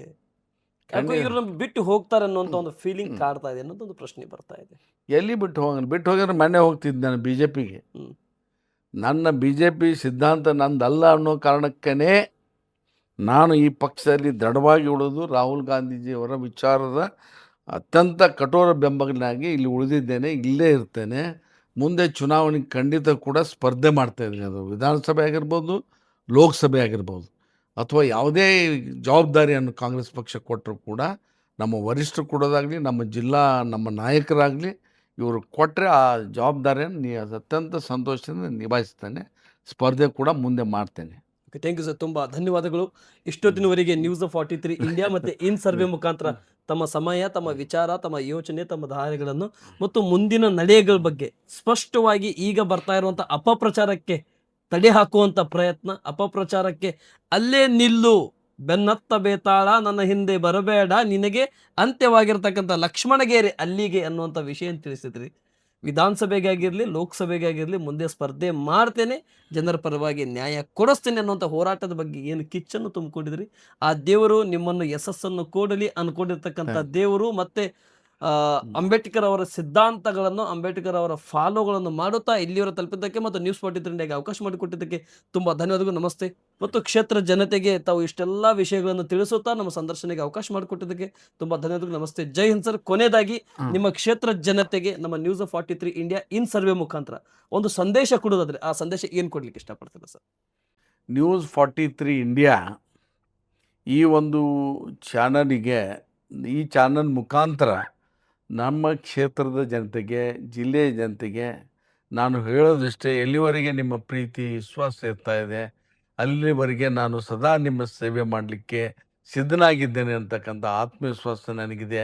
ನಿಮ್ಮೆಲ್ಲರಿಗೂ ಕೂಡ ಈ ವಾಹಿನಿಯ ಮುಖಾಂತರ ತುಂಬ ಹೃದಯದ ಅಭಿನಂದನೆಯನ್ನು ಸಲ್ಲಿಸಲಿಕ್ಕೆ ಬಯಸ್ತೇನೆ. ಥ್ಯಾಂಕ್ ಯು ಸರ್, ತುಂಬ ಧನ್ಯವಾದಗಳು. ಇಷ್ಟೊತ್ತುವರೆಗೆ ಸಮಯ ಮಾಡಿಕೊಟ್ಟಿದ್ದಕ್ಕೆ ಮತ್ತು ಸಮಯ ಅನ್ನೋದಕ್ಕಿಂತ ಕ್ಷೇತ್ರ ಜನತೆಯ ಭೇಟಿ ಮಾಡಲಿಕ್ಕೆ ಹೋಗುವಂಥ ಸಂದರ್ಭದಲ್ಲಿ ನಾವು ಬಂದಿದ್ದೀವಿ ಅಂದ ತಕ್ಷಣ ನಮಗೆ ಅವಕಾಶ ಮಾಡಿಕೊಟ್ಟಿದ್ದಕ್ಕೆ ತುಂಬ ಧನ್ಯವಾದಗಳು. ದೇವರು ನೀವು ಅಂದ್ಕೊಂಡಂಥ ರೀತಿಯಿಂದ ನಿಮಗೆ ಆ ಒಂದು ಆಶೀರ್ವಾದ 3ನೇ 4ನೇ ಬಾರಿಗೆ ಮಾಡಲಿ ಮತ್ತು 2 ಬಾರಿ ವಿಧಾನಸಭೆಯಲ್ಲಿ ಆಶೀರ್ವಾದ ಆಗಿದೆ.